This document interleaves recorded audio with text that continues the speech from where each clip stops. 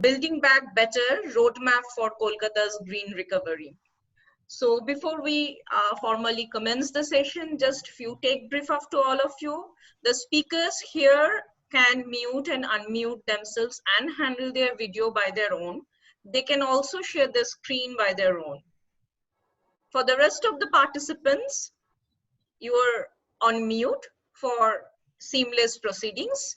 You can share your questions on the chat board, requesting you to do the same during the interactive session, and it will be sent to the session chairperson, who will be taking it forward with the speakers.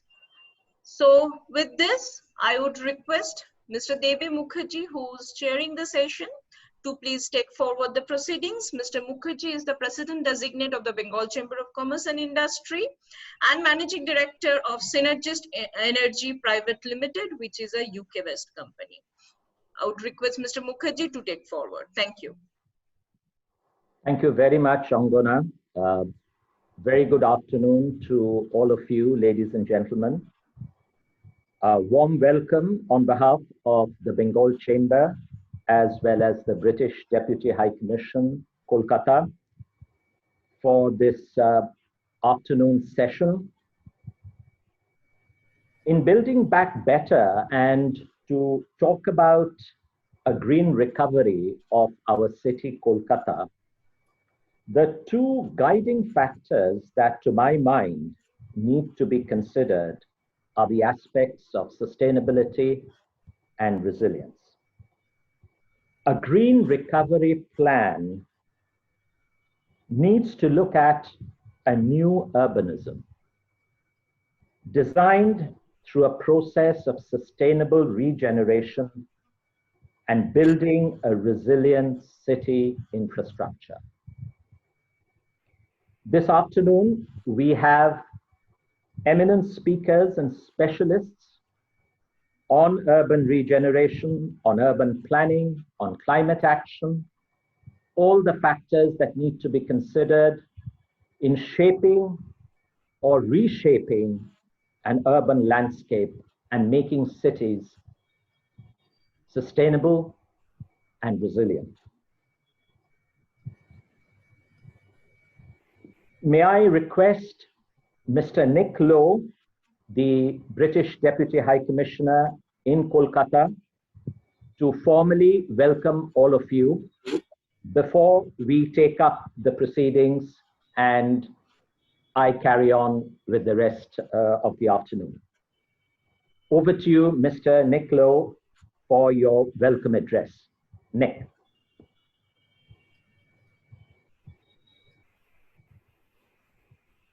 Mr. Mukherjee, thank you very much. I think Dick is finding it difficult to join.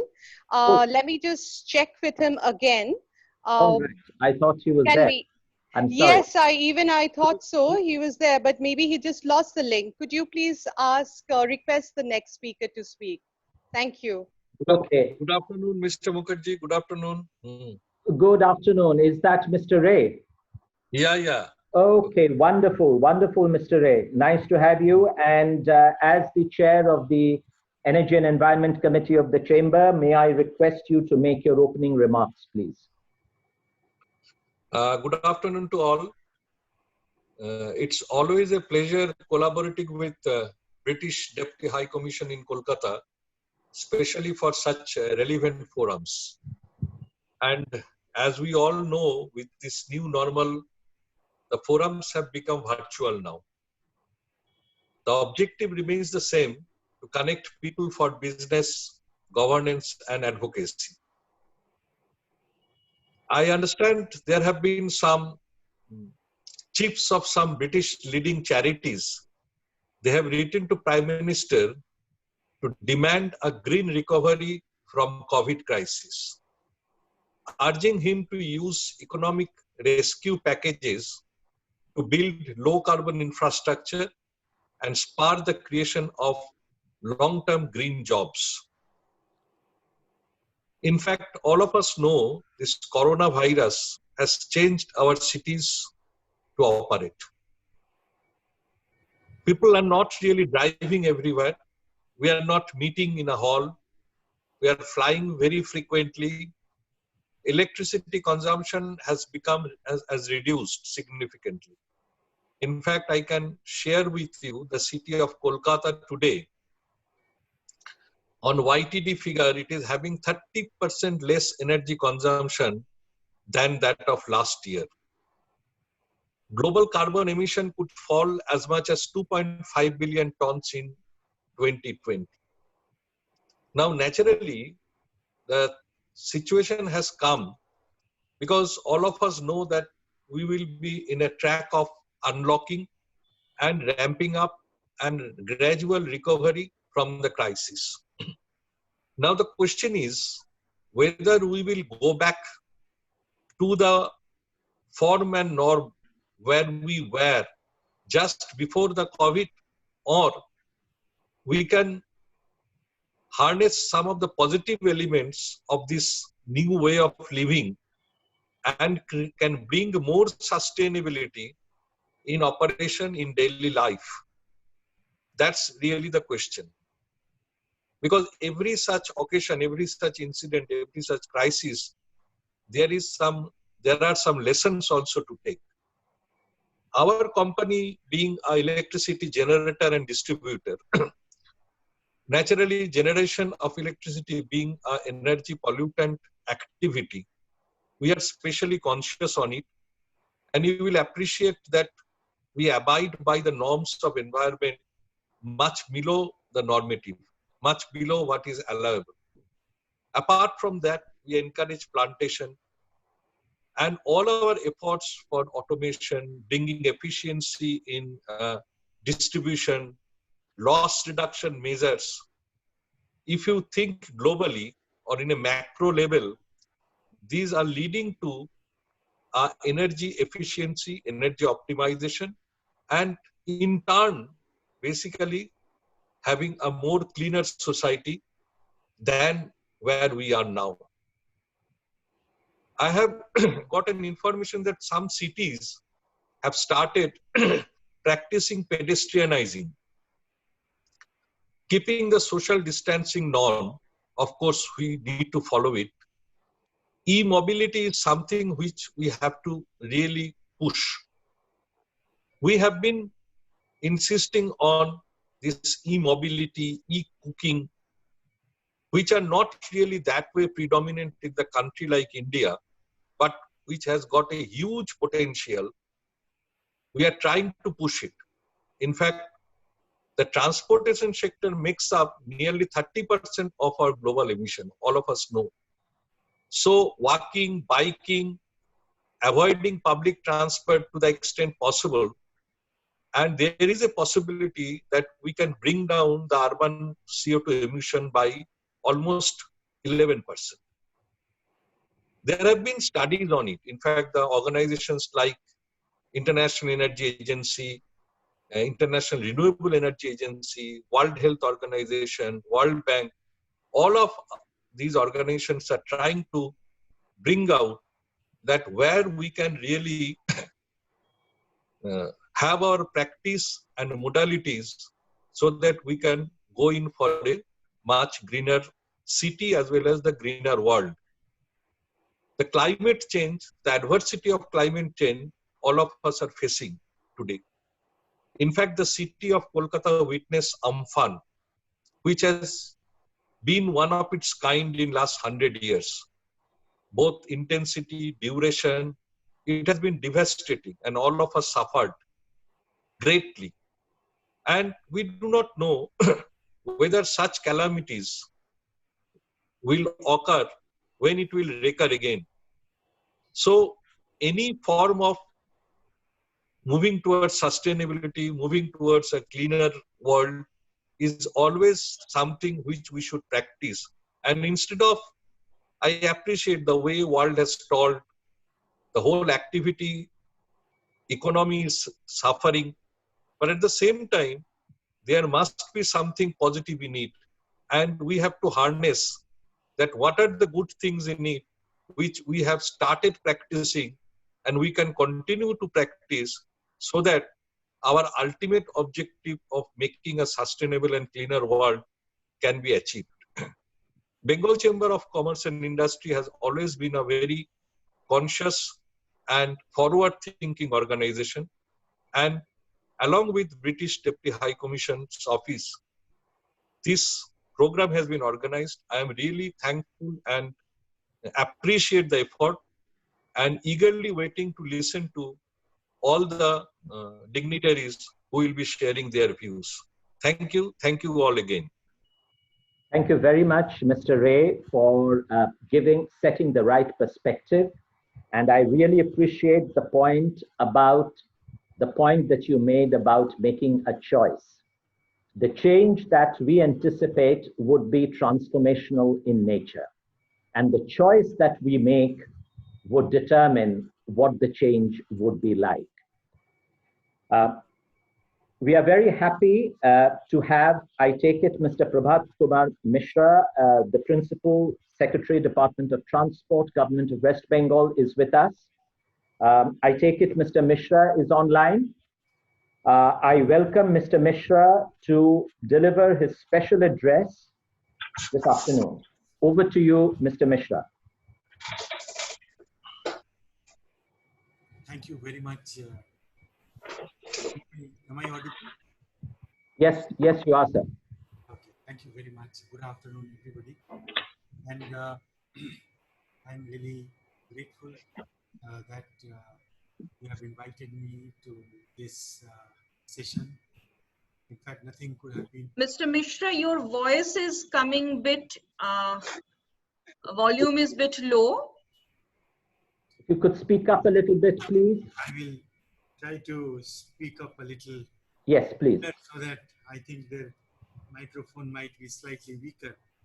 So I'm really grateful that I've been invited to this August gathering, and I hope that today's deliberations will go a long way in getting a lot of good ideas. I would like to start on a happy note.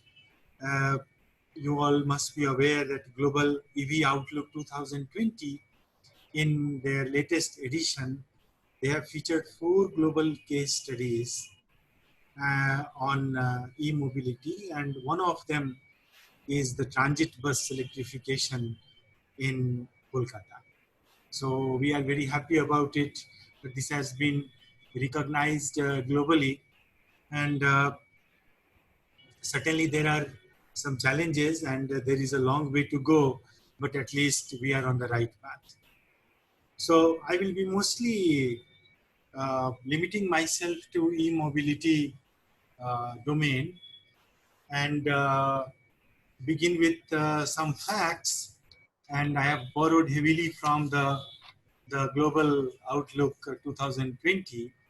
I mean, there are some happy notes and some good signs which are emerging when we are looking at the data related to e-mobility.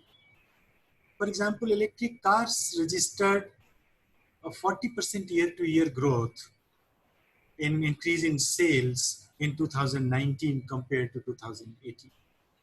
Now that is a very happy sign, because there's been a time when public car sales the private car sales have really contracted. Now, indeed, USA, China, and Europe, they constitute 90% of the global electric car sales, and India is yet to really figure substantively in that list. But nevertheless,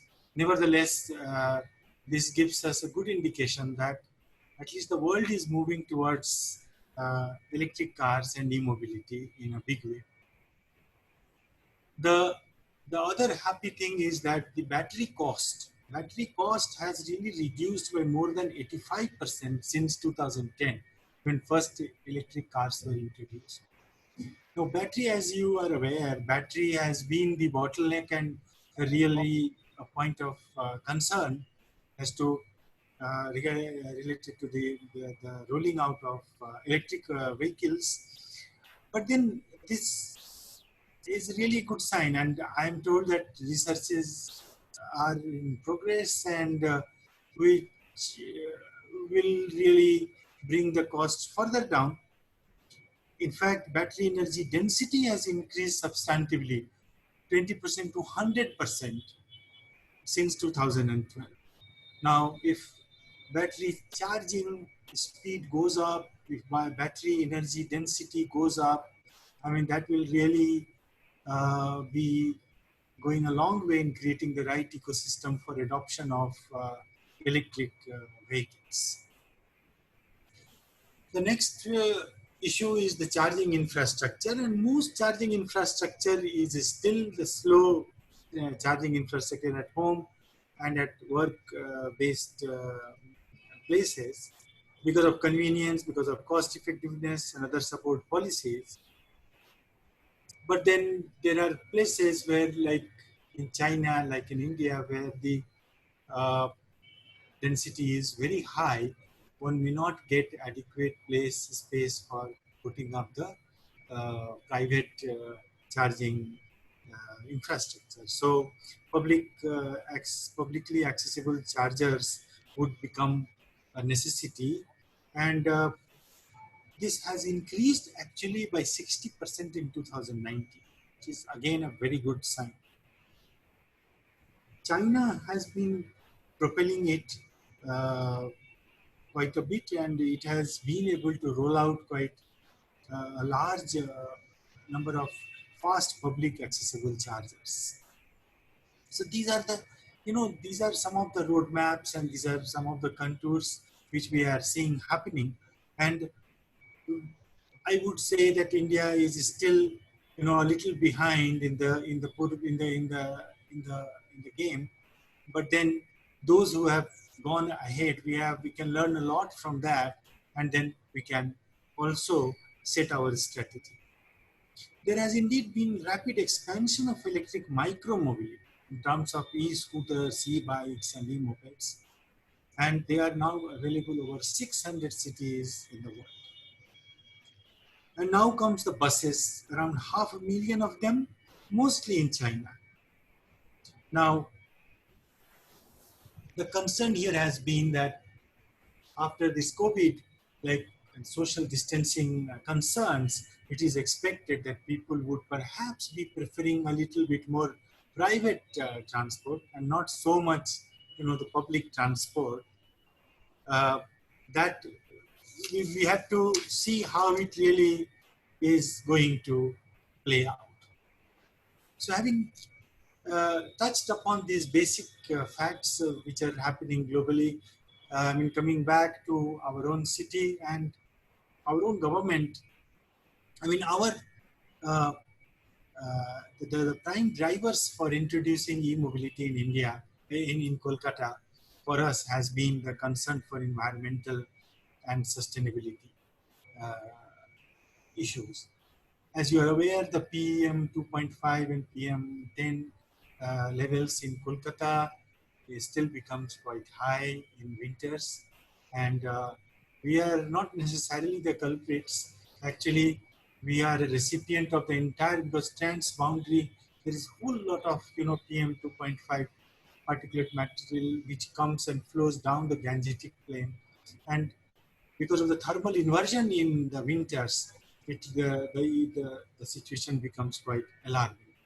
So this year, though, there was a commendable work done by West Bengal Pollution Control Board, and we were able to curtail it to permissible level in many parts of the city, even in winters, like after November, December, January, also February, we had a reasonably good level of PM 2.5 compared to what we had in 2018.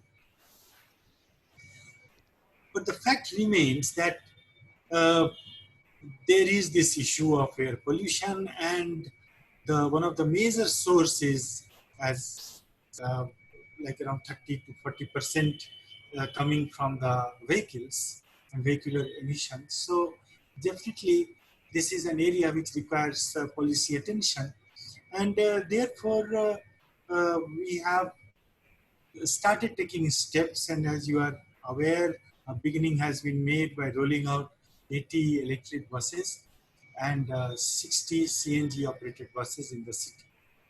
Now, these buses have been running, different lengths, 9 meter and 12 meter. Now we have some data. We are realizing that they have been doing quite well.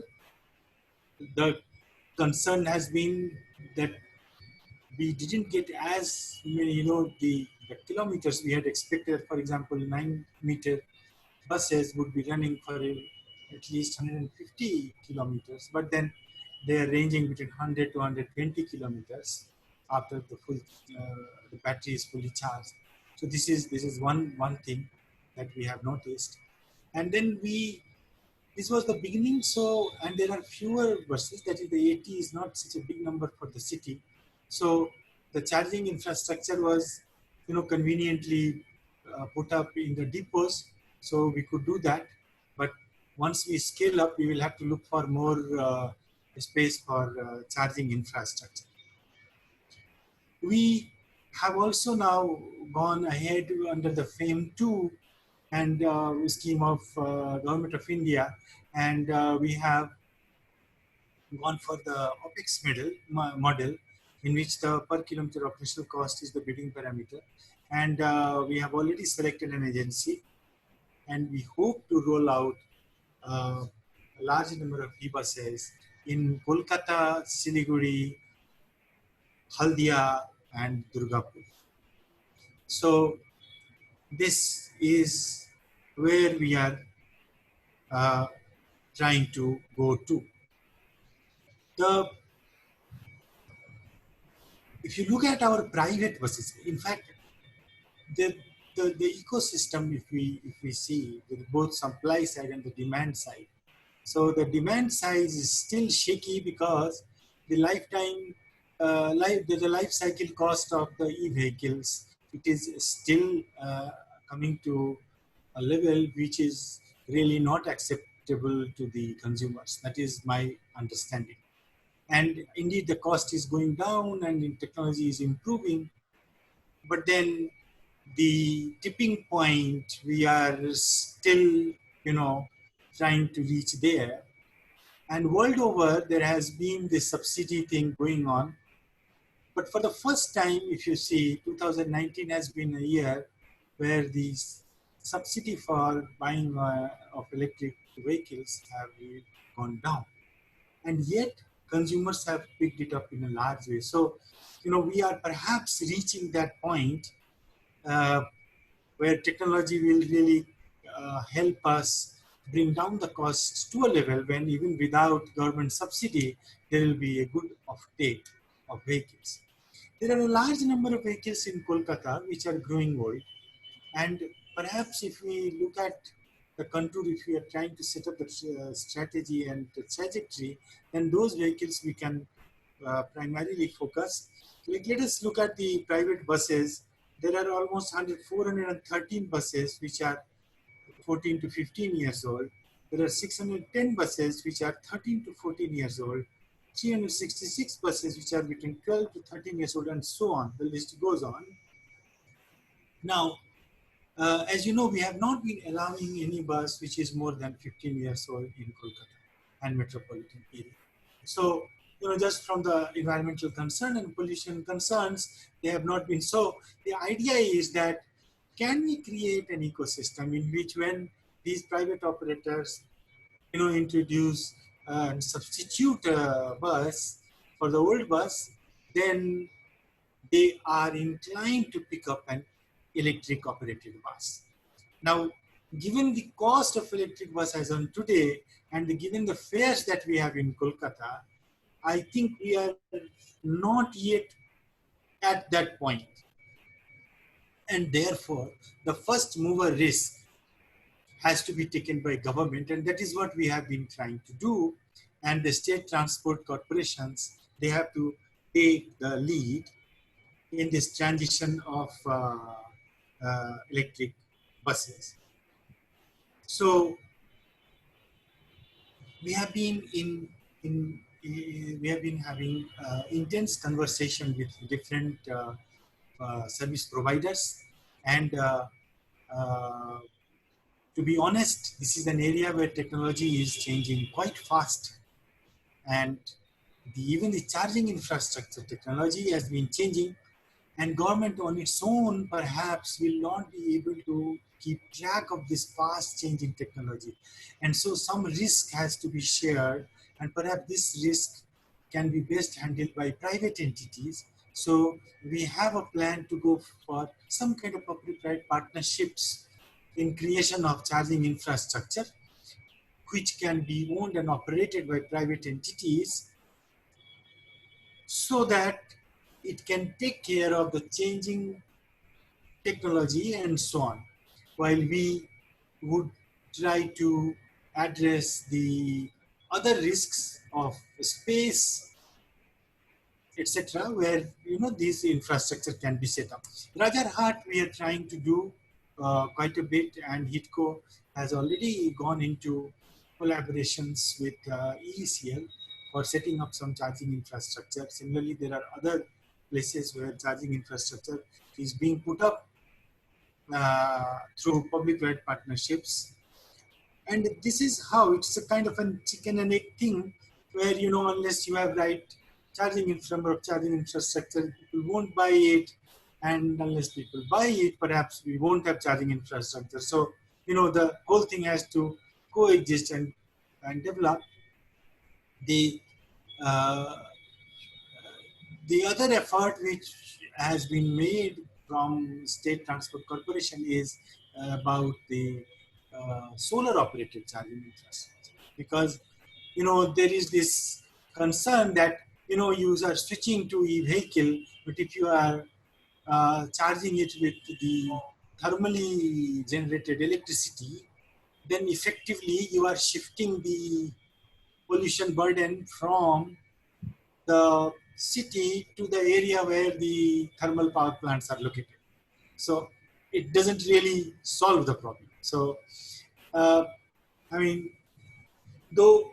there are other issues, because all these thermal power plants, they do have emission treatment plants, and there we have a lot of more control over the emissions and the pollutions coming out. So that will be helpful. Indeed, we therefore need to look at the solar operated charging infrastructure also. We have done quite a lot of work. Since I'm also handling some other sector which is very different from this sector, but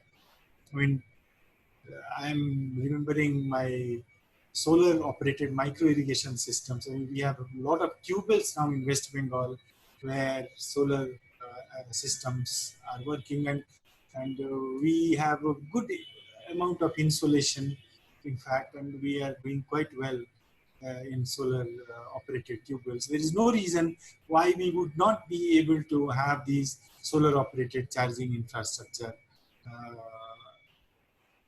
in place. So I think this is all what I thought I would share with all of you. Thank you very much again. Thank you very much, Mr. Mishra, for your observations, and very, very heartening to note that there are some very positive indicators that indicate that e-mobility is being embraced, though the journey is going to be a bit challenging, but the indicators are positive. I understand Nick Lowe has joined. Nick, are you there with us? If you are, maybe you could just say a few words by way of welcoming the speakers and the participants. Nick, Mr. Lowe, you can unmute yourself. Okay. Yeah. Nice to see you, Nick. How are you?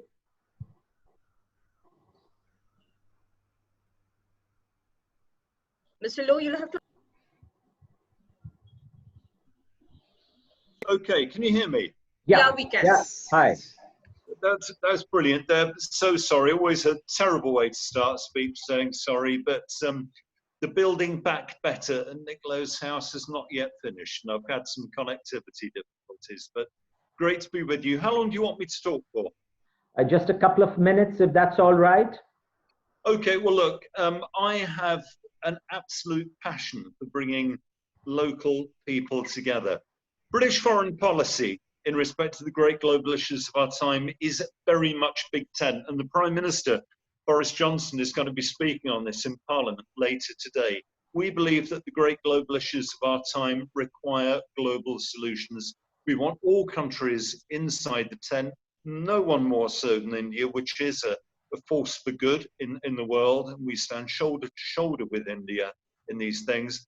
But alongside that global approach has to be a local approach. We can't do this purely at a central government level. And that's why I'm so pleased to have two colleagues from our Catapult, in the Smart Energy Catapult in the UK, and Naomi Clark from Dundee City Council with us this afternoon, plus people from localities here.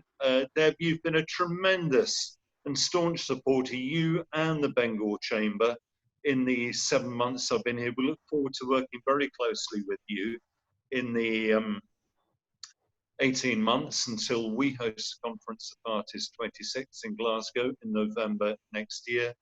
For Prabhat Kumar Mishra to take so much time out of his busy schedule and ever to speak with such authority on a subject, and I know you've only been in the job for a month or so, hugely impressive. And again, we look forward to working with you very closely on the road to Glasgow 2021. Gautam Ray, thank you very much indeed for your intervention. So we look forward to hearing from Shakuntala Ghosh, from George Day and Andrew Stokes at the Energy Systems Catapult, to Maheshwaran Rajasekar of the Global Cities Resilience Network, to Mr. Saxena from TERI, from Divya Sharma, the Executive Director, India, at the Climate Group, and of course from Naomi Clark, who I mentioned a little bit earlier. Just let me give you one or two headlines from the UK side. I last spoke on climate change back in February, and I think it's incredibly salutary for me, and maybe for you too, to think that already in that 3.5 months, a number of new weather and temperature records have been set. The United Kingdom had its wettest February since records began in the middle of the 19th century. Global ocean temperatures during May were the second highest on record. Global land temperatures were the warmest on record. And none of you need me to remind you that Calcutta experienced its most ferocious cyclone in 3 centuries. And as temperatures continue to rise, extreme weather in the form of storms, droughts, heat waves will become more common. That is going to devastate nature, it's going to devastate biodiversity, and it will exact a catastrophic economic cost. And I think for those who say, can we afford to build back better? Can we afford to be greener? Can we afford to be cleaner? Just got to turn that question around and say, can we possibly afford not to? And I don't think we can do. So as I've said, governments around the world have got to act, but action by central governments isn't enough. We need strong leadership and action at the local level. So absolutely brilliant to see cities like Kolkata, as Prabhat has said, and Dundee, and regional governments like West Bengal and Scotland seizing the initiative, setting up bold agendas and making things happen on the ground. I'd also like to pay tribute to all the many businesses and investors who are also uniting against this global threat. We need a recovery which delivers for our people in Calcutta, our people in Dundee, our people across the world, and a recovery which delivers for our planet as a whole. The scale of the challenge may seem overwhelming, and the temptation to go for quick fix measures that lock in pollution and high greenhouse gas emissions may well seem to be irresistible. But I think in recent years, my country, the United Kingdom, and towns and cities around the United Kingdom have shown that there is another way, that green growth is possible. Since 1990, the UK has grown its economy by 75%. We've cut emissions by 43%. In doing so, we've built entirely new industries. 20 years ago, we had 2 offshore wind turbines, producing enough power to power maybe 2,000 homes. Fast forward 20 years to this year, we've got more offshore wind capacity than any other country in the world. And early this year, we began construction of the world's biggest offshore wind farm development, Dogger Bank. When complete, that will be able to power 4.5 million homes in the United Kingdom. Globally, the cost of wind power has fallen by 49%, that of solar power by 85%. Renewables already cheaper than coal power in 2/3 of all the countries in the world. And that is something to celebrate. As we lead up to COP26, the so-called climate summit, we've defined 5 areas which need particular attention: clean energy, clean transport, nature-based solutions, adaptation and resilience, and bringing it all together, finance. We will work tirelessly with India and with our partners in West Bengal and in Calcutta to make a success of COP26. The world needs it like it's never needed it before. India, like the UK, is blazing a trail. India's leadership very apparent through the Coalition for Disaster Resilience Infrastructure and through the International Solar Alliance. Really stunning leadership role, and we're very proud to be associated with both of those initiatives. So whether we live in the south, the north, the east or the west, we share one life-giving, but sadly very fragile planet. As we recover from coronavirus, the world has an opportunity not just to rebuild what went before, but to build back better. Uniting behind green global recovery at the local and at the regional level. I think there's something there in which we can all take part, and maybe at the roundup at the end of this meeting, we can share a few ideas about what we might do, we, the British Deputy High Commission in Kolkata, Government of West Bengal and local stakeholders can do. Deb, thank you very much. I fear I've overrun 5 minutes, but always good to have the opportunity to talk to you. Thank you very much, Nick. Thank you very much indeed. And thank you for giving us the recipe, so to speak, and giving us the plan for the green growth, the 5 aspects that you mentioned. And I'm sure in course of the deliberations this afternoon, we will try and address the 5 aspects that you talked about. Thank you very much again. Spatial policy, land use and development, building and land use spatial policies are important constituents and very important aspects to be considered, certainly for the regeneration plan for the city. We are very happy to have Shakuntala Ghosh, a champion on green growth, urban green growth, and a leading architect of the city with us this afternoon. And Shakuntala is going to speak to us about sustainable land use planning. Over to you, Shakuntala. Thanks very much, Dave. Can you hear me? Yes, you are here and audible. Right. So I'm just going to share my screen, and I hope that works. Right. Okay. Okay. Can you see? You can see the screen? Yes, we can. Okay, so good afternoon, everyone on the panel and those listening in.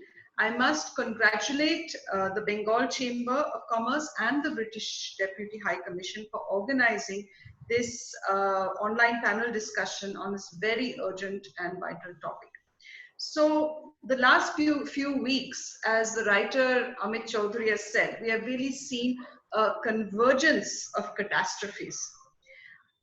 In this space, I think we have to accept that these are not separate random events, but they are connected.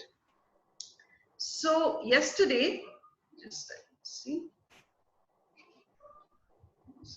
Yeah.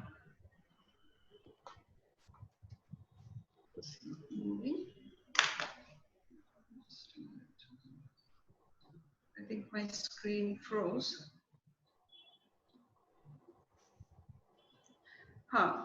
So yesterday, the first India-specific climate change assessment report came out, and it was brought out by the Ministry of Earth Sciences.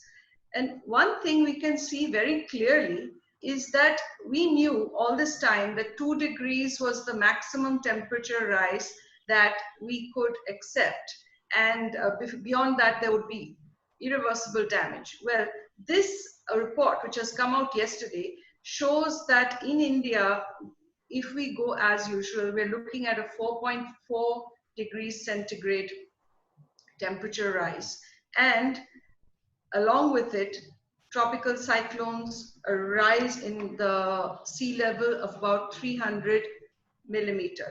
So this is absolutely real, and this report especially highlights the threat to urban areas in Mumbai, Kolkata, and Chennai. So it's very clear that we have to change, because that once in 300 years cyclone may happen every decade or even every 5 years. This report very clearly highlights the cause for this happening, and it is because of human activity. So what can we do about this? Human activity meaning rampant urbanization, loss of green cover, and I might remind you that these are the very factors which lead to the creation and sustenance of these pandemics. So what we need to do very clearly is rethink that the way we urbanize, and we need to decongest Kolkata by planning its growth. How can we do this? So our firm was extremely fortunate to be part of the team that worked on the New Town Kolkata project to evaluate and upgrade its sustainability and resilience. Representatives of the entire civic administration, headed right by the chairman of HIDCO, attended every meeting, and at the end of it, we got this, HIDCO got this award that it was the first gold-rated green city in India. And not resting there, now they are trying for platinum, further upgrading. So I'm just going to take you through some of the case studies, some of the points which were adopted as a model for the way that Kolkata can grow.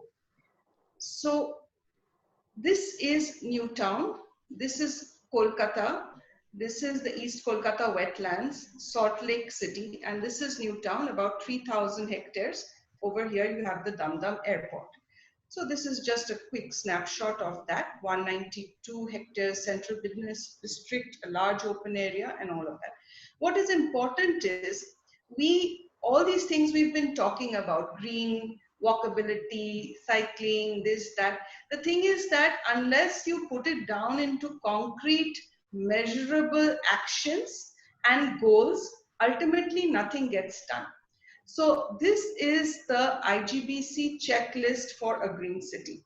Now, green cities, we know that what are the benefits of the green cities? It's got air quality improvement. We saw that, what air quality can be. Kolkata's PM 2.5 count came down to something like 60 from the highs we've seen it of 400. Increased urban green cover, reduced energy demand by 20 to 30%, enhanced water efficiency, waste segregation and recycling, e-governance, citizen participation. This is what we want to do. The question is the roadmap. How do we get there? So it really starts with that vision thing, the eco-vision. This eco-vision has to lay out what you want to achieve in all these different categories: land use planning, health and well-being, sustainable mobility, water and energy infrastructure management, ICT, all of that. So what I'm going to do is, it's too much to cover in one thing. So I'm going to relate it to my talk today is the land use planning bit, health and well-being, and a bit on sustainable mobility, because the E part has been wonderfully covered by my previous speaker. So let's look at this. Once that point system comes in, there are some mandatory requirements which you have to have, and minimum credit points, and that gives you the rating. So I told you that New Town, Kolkata achieved a gold rating, which is national excellence, between, I think, about 68 points. And now they are trying to get to global leadership. How is it possible? Okay. So first, like I said, there has to be a vision and there has to be a document covering all these different areas: land use, green, open spaces, mobility, solid waste, water, energy, and ICT. First thing in land use planning is it has to have a proper density and avoidance of sprawl so that you can walk to work, reduce the commuting time and distance. So this is absolutely key, developing of this. And now this has actually been, we know how it can be done because of all of, a lot of people are still sitting at home. I've come into the office from the last couple of weeks. But the thing is that we can function. It's not that every day there has to be a rush to get to work for school, office, and all of that. So we try to do it closer to home. So that is the compact city plan, and how it relates to it is, say in Calcutta, if now a development project comes up, right? And it's maybe a 20-story high building, we have to see that what is the density over there already. Are there 5 other 16 and 20-story buildings? Can that space really take another building? Are there schools there? What is happening to the traffic if it comes? So that needs to be looked at very, very stringently. So promoting the density and the mixed use, everything should be walkable distance. We can do this. Different uses together, the residential work, the way it was before. We have moved away from that by saying you have to segregate out, your place of work is here, your place of residence is here, your place of leisure is there. That has to go back. And then the importance of these green spaces, public parks, plazas, and connections between them. This is something we need to develop. Calcutta has some beautiful green spaces. Where my office is, there are so many parks around it. There's Minto Park, there are so many other places, but getting from one to each other is not very pleasant. So this pooling has to happen. The other thing we need to look at, which was brought home very close home to us, is the question of economically weaker sections, the migrant labor that come into our cities, in our construction sites. There is no thought of how they are going to live. So in a green city, such as this rating, you have to have economically weaker sections, you have to earmark housing for them. There have to be the place for migrant labor to live, rented spaces. So this is an essential part. And if you go for green buildings, I think every building has to be a green building, because all these things are built into green buildings, providing housing for the labor, providing sanitary facilities for the labor. It's all part of that. So that has to be pushed in a big way. Once you do that, every kind of building, be it homes, existing buildings, there are a number of rating systems. I'm not getting into a war here, because at source, they all are good. So, but it has to be green rated.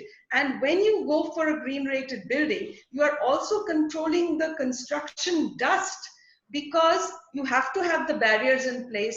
You have to do due diligence, watering the construction ground, covering the sand and cement. And unfortunately, now apparently the Ministry of Environment and Forests is watering down the basic restriction that raising the bar for projects that need environmental clearance. So, that's just not a way to go.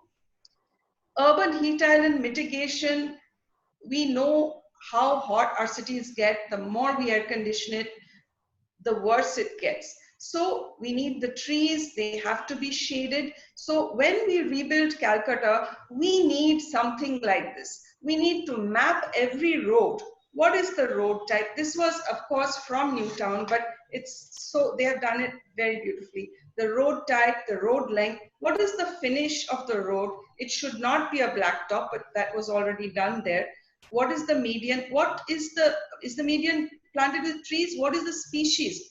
See, this is the shaded area. So you want to have the tree, you want to have the footpath shaded, the bicycle path shaded. This has to be done. And then you have to calculate that, okay, how much of my network is shaded like this? So it's easy to say, but numbers don't lie. So this has to be done. Next, for water bodies, Calcutta has beautiful water bodies. We need to love them and restore them and look after them. Newtown is next to the East Kolkata wetlands. Everybody knows about this, but they have respected it. And Action Area 1 is actually using that for its sewage treatment.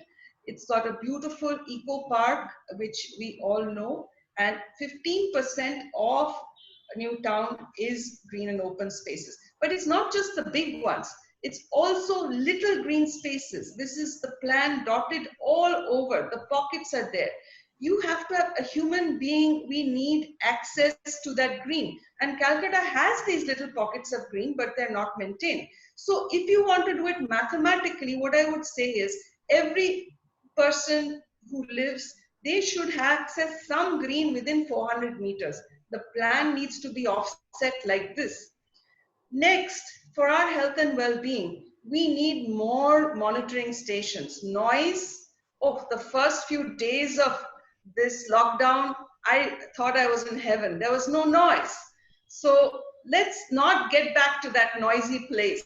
Let's monitor the noise, monitor water, monitor the ambient air quality, sufficient numbers. The next thing for health and well-being, and this is Newtown has done it after all the interactions with IGBC, is 100% waste segregation at source and then recycling. So what we now have in Calcutta, we have these compactors which are compacting all the unsegregated waste.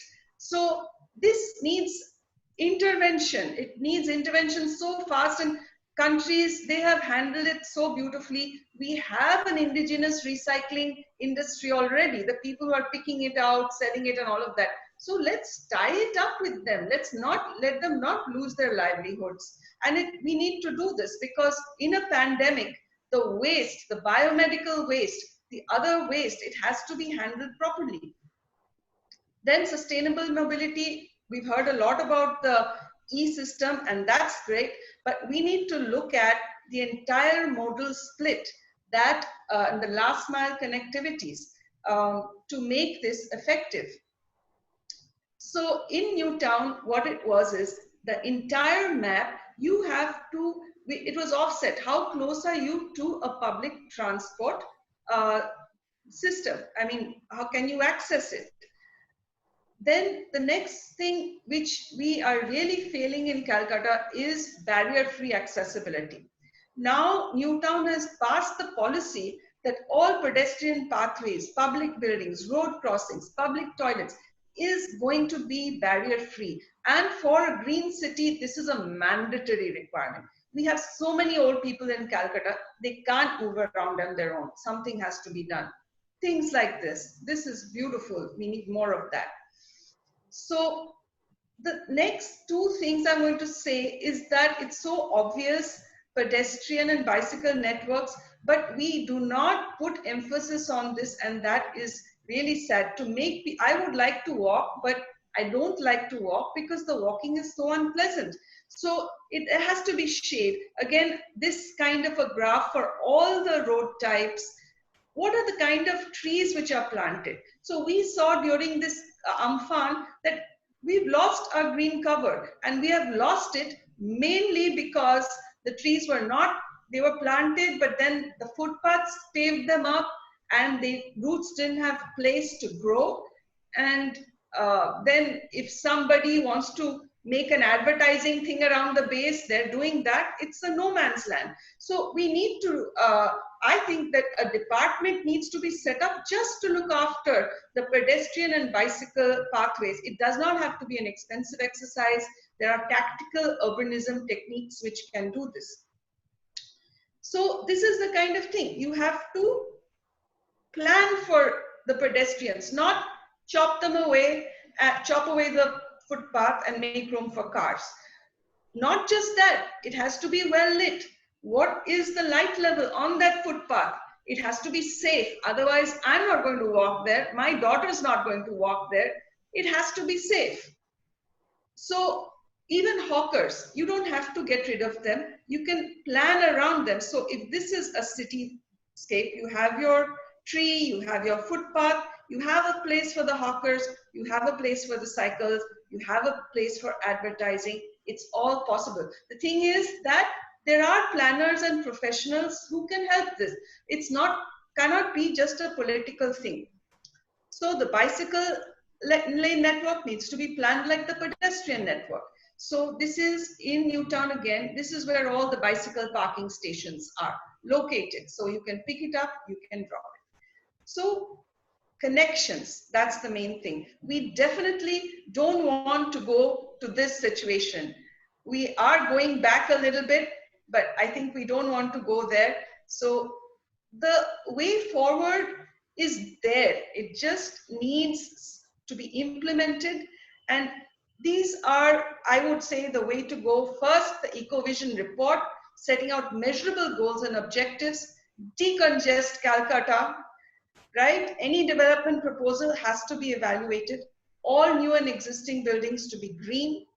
Form a dedicated department or authority for infrastructure for pedestrians and bicycles. And the most important thing, build the community engagement in every ward. Strong technical support, get in the professionals, get them in. I don't know, there's some kind of a mindset that professionals are bad or what. Enable financial mechanisms and robust and simple implementation plans. So I'll just leave you with these pictures. These were taken about a week after lockdown. The skies were bluer than we have ever seen it. And I just fell in love with my city one more time. So I'd like to keep the blue sky and the beautiful air and keep working and living and having a good life, and everybody else also. Okay, thank you. That's it from me.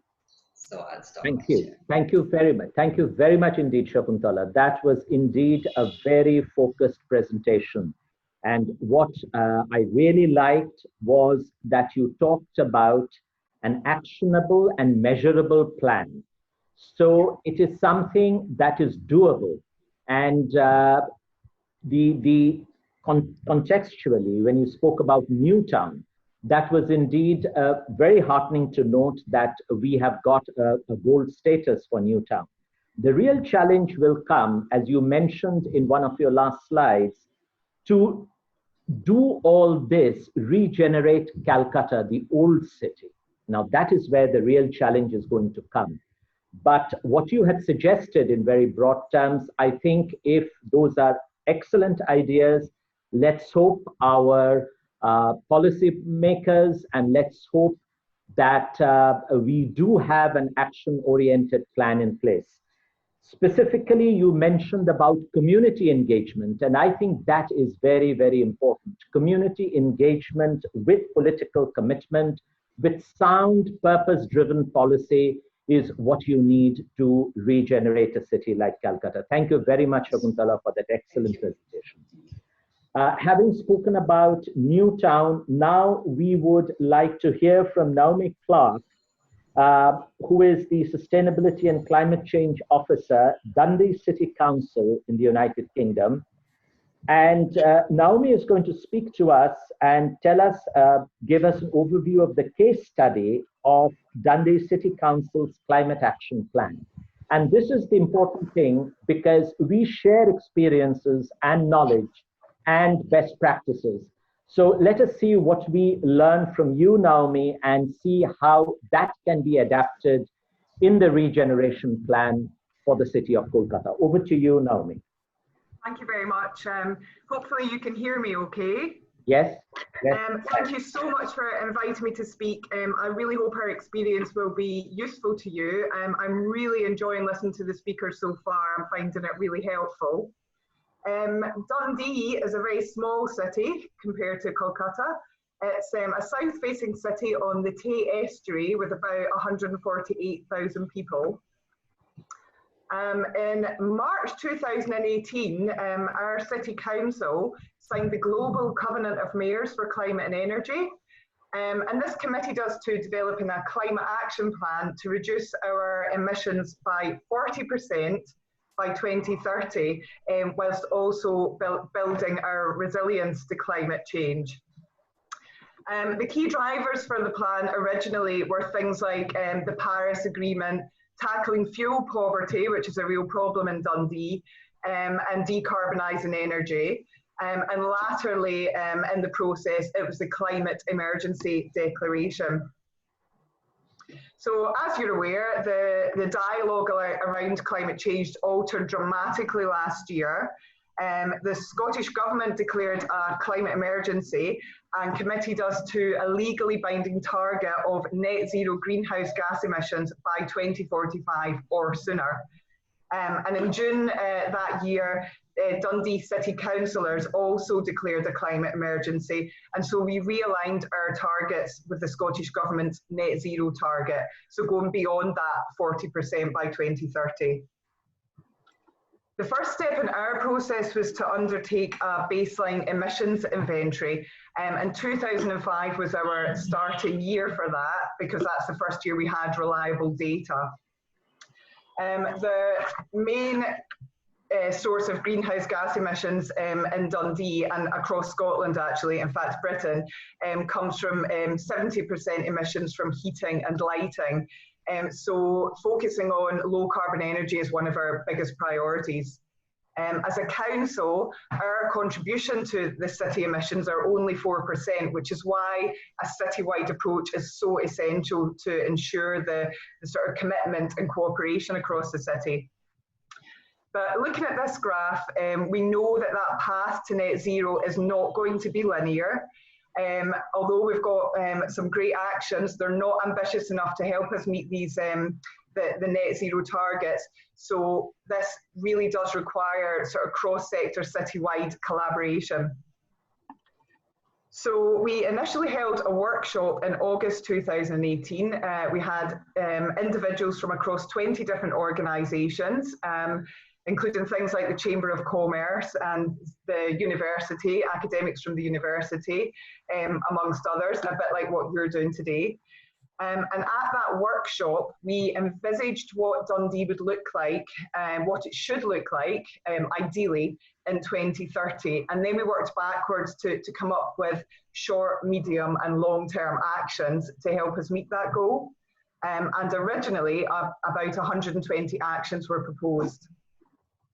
So there then followed a process of one-to-one meetings with different stakeholders, as well as public consultation through our strategic environmental assessment to sort of refine this initial list into a set of practical and feasible actions.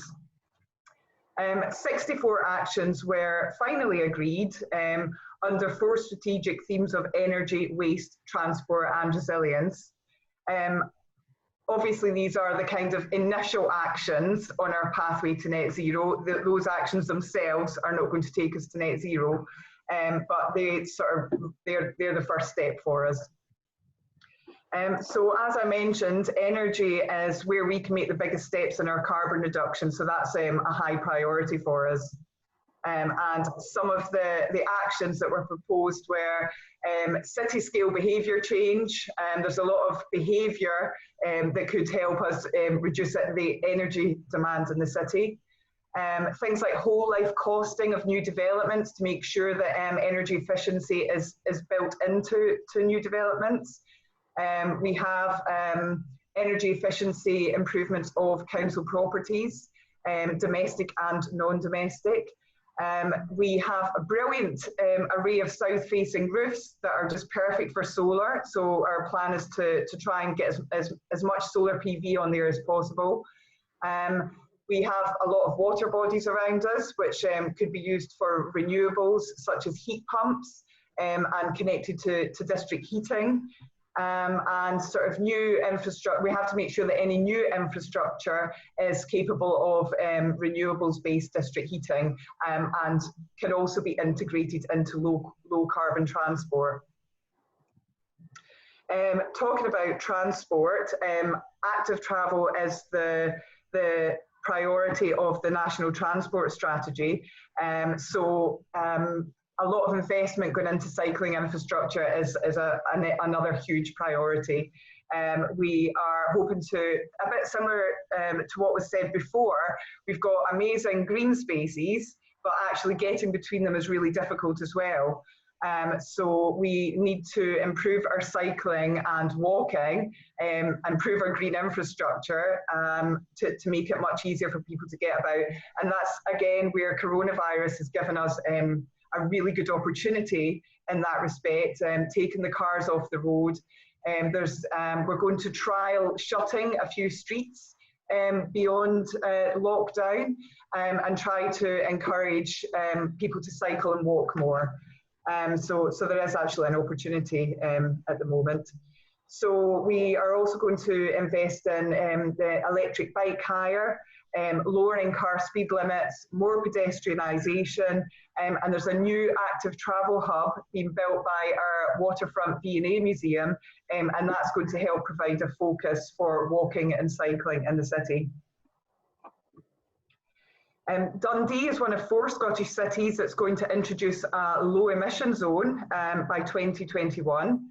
And that will help us improve air quality and protect public health. There are a few streets in Dundee that pre-COVID were exceeding air quality standards. So there's quite a lot of room for improvement there. A lot of it's bus related. We had a lot of diesel buses, but they're actually moving to hybrid buses. And also when the zone is introduced, any non-compliant vehicles entering that zone will receive a penalty fine. As you might know, for Dundee's kind of big selling point is that we're on track to become a model ultra low emission vehicle city with infrastructure increasing all the time. We took advantage of funding about 10 years ago and we built up some amazing infrastructure, and we keep receiving new funding because it's such a brilliant test bed now. So we have 192 electric vehicle charging points. We've got 100 electric vehicles operational within the council fleet, and that's more than any other local authority in the UK. At the moment, we've got 4 solar-powered charging hubs capable of taking 78 cars at a time. That probably sounds tiny to you, but it's quite a big deal to us. We have electric refuse vehicles, electric taxis, and we're looking at things like vehicle-to-grid connections where you're actually using cars to store renewable energy as well. We have this newly formed Mitchell in Scotland Innovation Park, and that's going to help deliver innovation and investment in sustainable mobility and low carbon energy. It's been identified as the location to install hydrogen generation equipment and the required hydrogen refueling station for a hydrogen bus project. We're going to introduce 12 new hydrogen buses in Dundee, and that's going to be part of our green recovery. And moving on to waste, obviously we want to reduce our waste, and we're really keen on moving to a more circular economy. And the waste actions in the plan kind of reflect the need for wide-scale behaviour change required to meet our municipal recycling target of 70% by 2025. And this is a big challenge in Dundee. Our recycling rate is only 35% at the moment.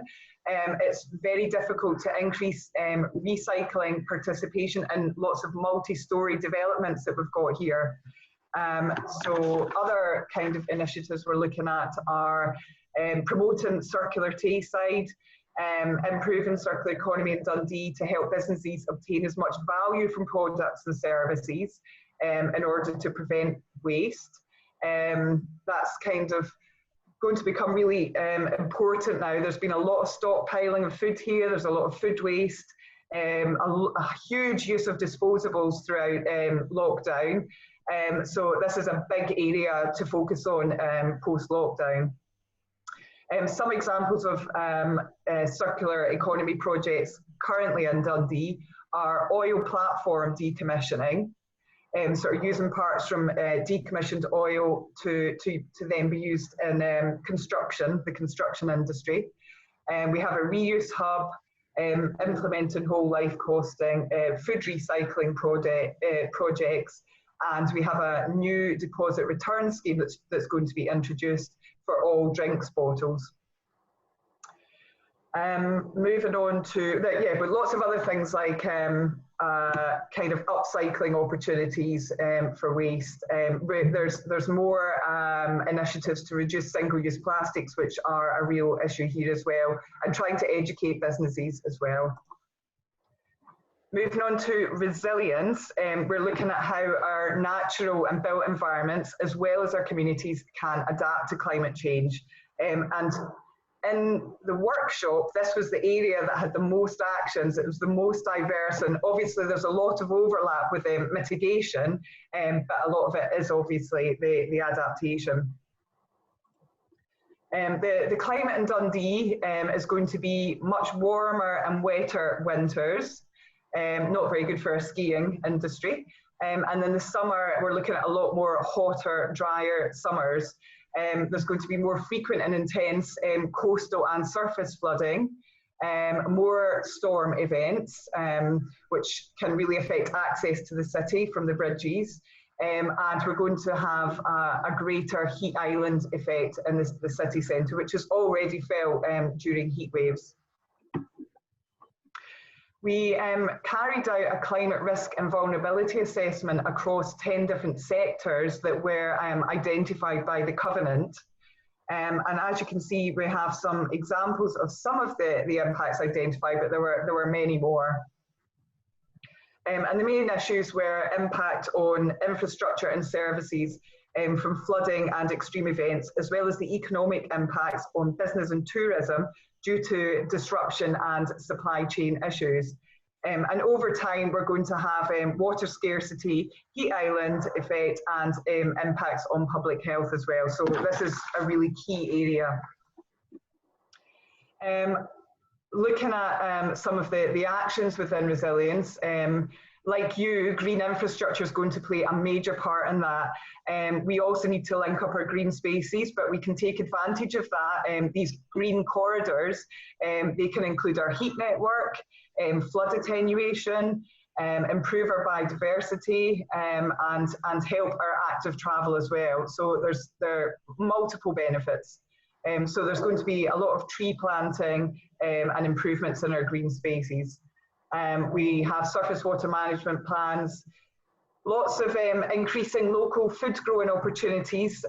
We have community gardens are really building up, and we're trying to map out all of the green space that can be planted up in the city, and that will help to make us more secure when there's sort of food supply issues, which there have been recently. We have introduced soft engineering techniques for coastal management, so allowing sand dunes to replenish naturally, so trying to use less kind of technical engineering, and improving our community resilience networks. Smart communications are going to be important, so when there are like major storms, we can quickly communicate and help people. And then we will be improving our kind of public health information campaigns and disaster emergency response.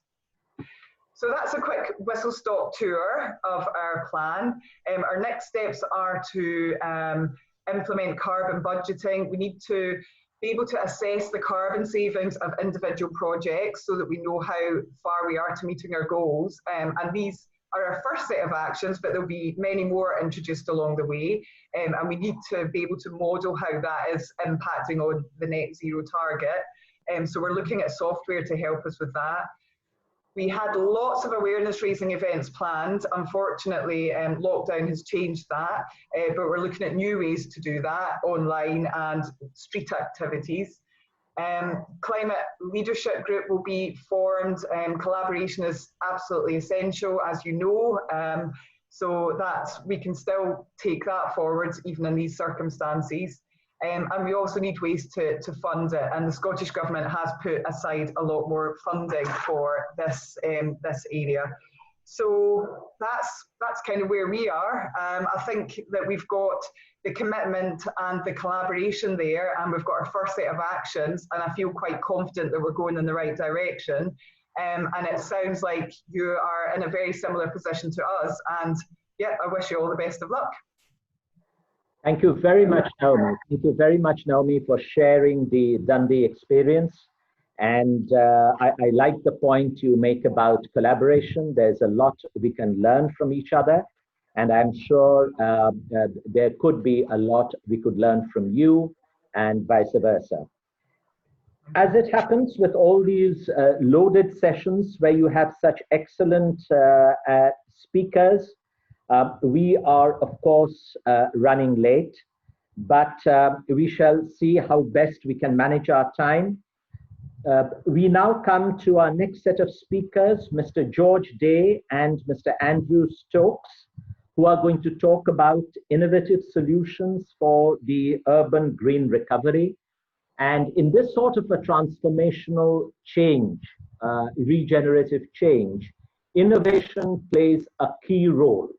And let's hear what George and Andrew have to say. They are from Catapult, Energy Systems Catapult, and Catapult are into innovation and opening new markets for clean growth, working on, I'm told they are already working on emissions reduction projects in India.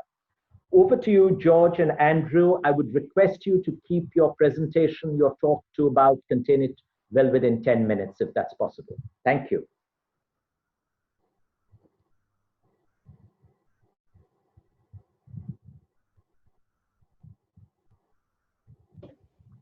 Are you there? Yes, sorry. I was, sorry about that. I was just sharing my screen with you, and I'd done that before I unmuted myself, and once I shared my screen, I was unable to unmute myself. So yeah, we can see the screen. Yeah, you can see the screen. Okay, yeah, good. Yeah. Okay, Andrew, do you want to say a few words about introductory words about the Catapult, or shall I go straight on? I'll do that very briefly. First of all, thank you very much for the opportunity to join you today and to join this important and interesting session. I've had the opportunity to talk to the Bengal Chamber once before, last year when I was in Kolkata briefly, and that was also a very lively discussion. Just briefly, the Energy Systems Catapult, we are a not-for-profit expert organisation in the UK with the mission of accelerating innovation in the energy sector. So we support innovators within the UK. We also link them to overseas programs. We get involved in a number of international programs as well, and try to help the UK tackle some of the large climate challenges, whilst also taking advantage of the economic opportunity. This is one thing I'd like to stress. I don't think for many years we've talked about the choice between climate action and economic growth. I think one of the things we focus on is trying to make that not a choice anymore. The two can happen at once.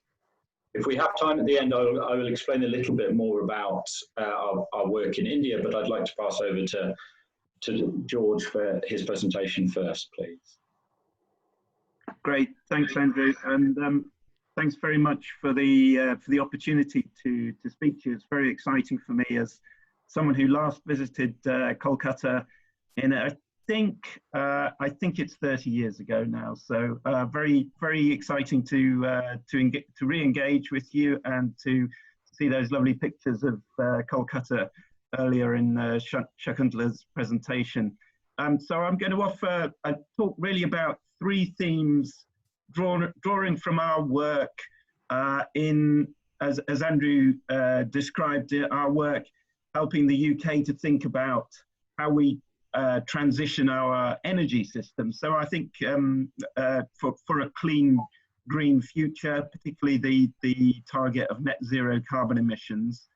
So my perspective really draws on our work in the energy sector, in the energy systems. So I hope that will be helpful food for thought for you in Kolkata. I'm going to talk about just touch on three themes which I think are helpful to bear in mind. Firstly, the importance of taking what we call a whole systems approach. So thinking about whole system is really crucial when you're thinking about building a green, resilient future, particularly in the energy sector, which is very important, obviously for a green city, a green urban space. So I'm just talk a little bit about whole systems thinking. Then I'll touch a little bit on what I see as the value of modeling in helping you to do that, and the kinds of tools, give you a sense of the kinds of tools that we've started to work with in the UK, and potentially there may be similar tools that you're working on in an Indian context or in a Bengal context, and there may be progress which that may be an area which can be helpful for you to think about too. And the final thing that I just want to mention is the importance of innovation when we think about building a green, resilient future.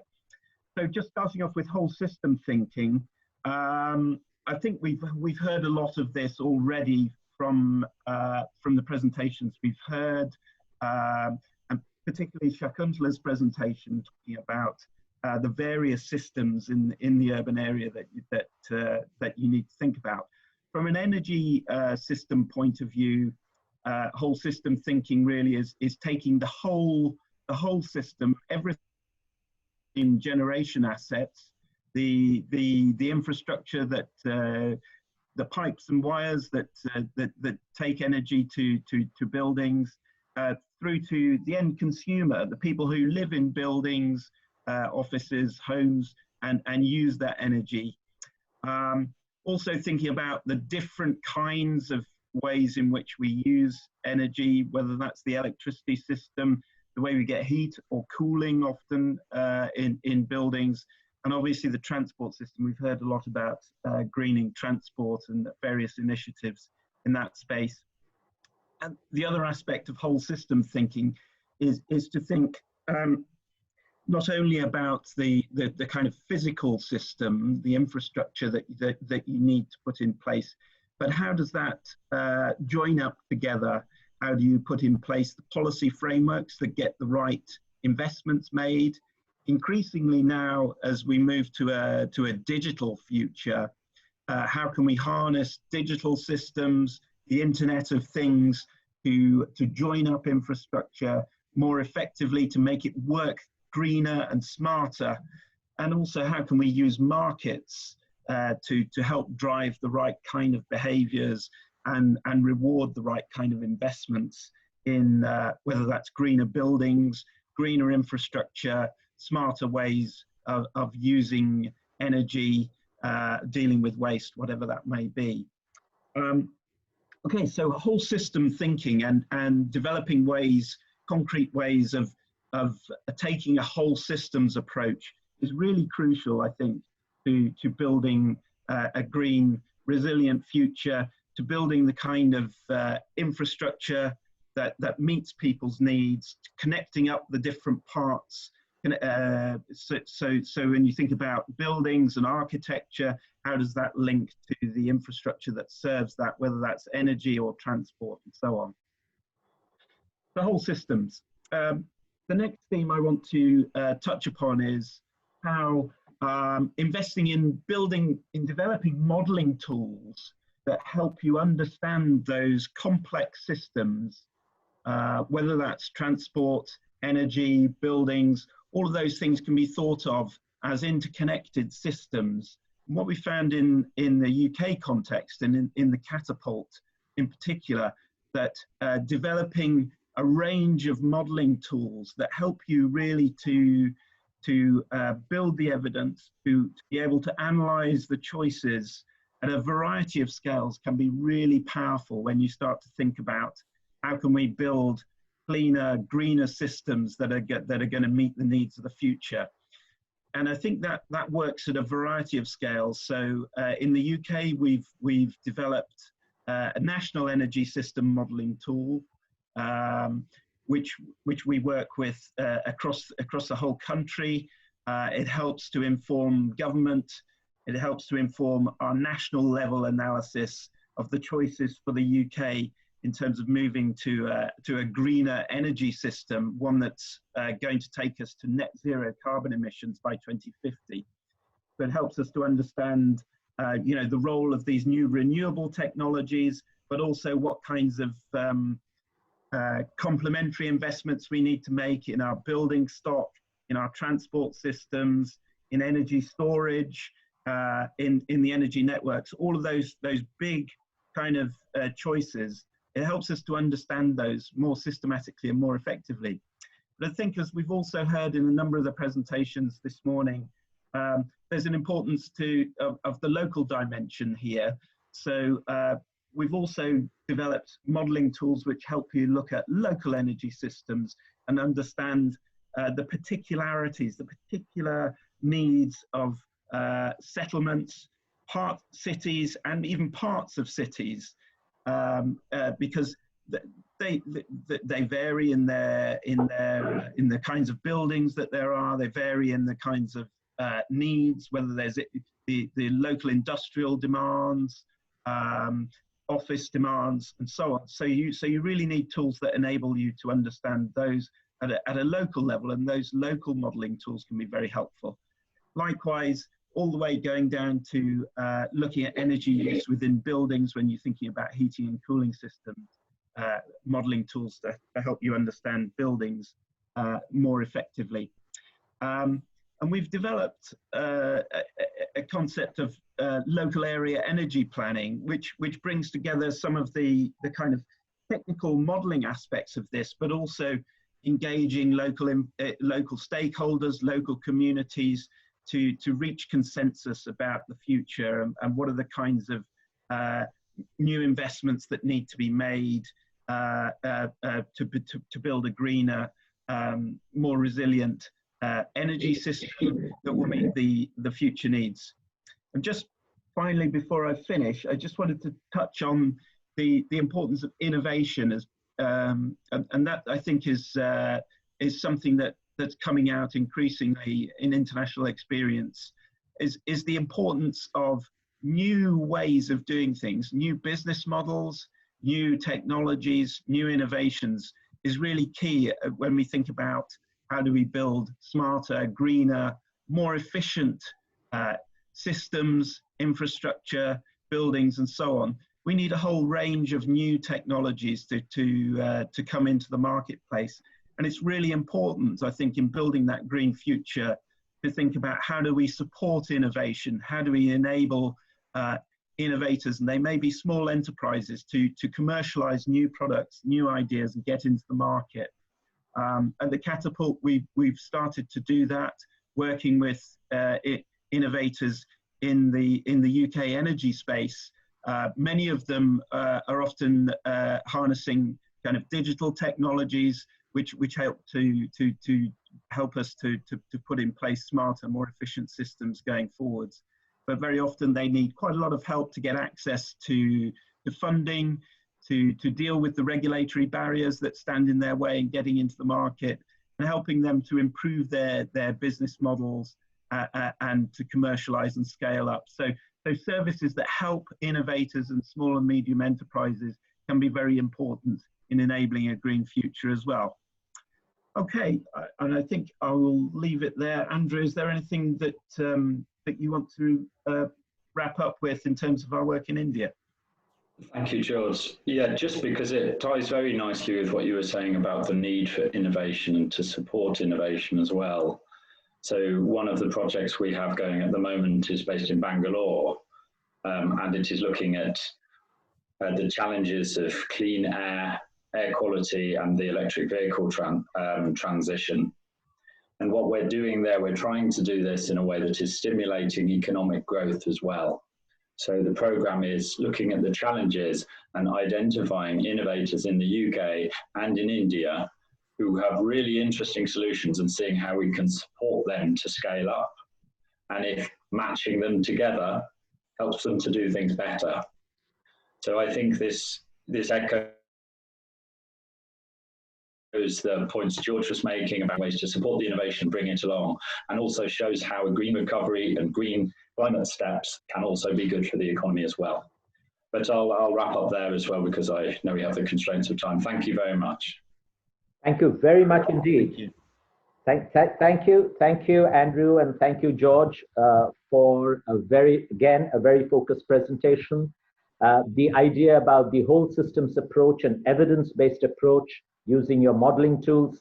Indeed, we'll have a lot to talk about, and I can definitely see ways and means of collaborating and learning from each other going forward. Thank you very much for your presentation. Next, we have talked about regeneration. We have talked about aspects. Now, the important thing is about resilience and strategies for developing a resilient Calcutta through risk reduction post our COVID-19. I mean, the pandemic is still on, and of course, the cyclone, the impact of the cyclone that we have just very recently experienced. We have Dr. Uma Maheshwaran Rajasekar, Chair, Urban Resilience, Global Resilient Cities Network of the National Institute of Urban Affairs.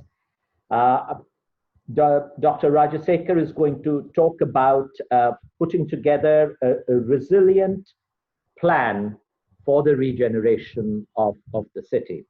May I request you, Dr. Rajasekar, to please keep your presentation or your talk certainly within 10 minutes. As you understand, we are really running behind time. Over to you, Dr. Rajasekar. Thank you, Mr. Mukherjee. While I'm sharing my screen, I would like to thank the British High Commission in Calcutta and also the Bengal Chamber of Commerce and Industries for inviting me to this talk. So what I'm going to present is not something which is new. It is a journey where I have personally been engaged with especially Calcutta Municipal Corporation with the support of DFID and British High Commission over there, and try to see how we can build climate resilience within the city.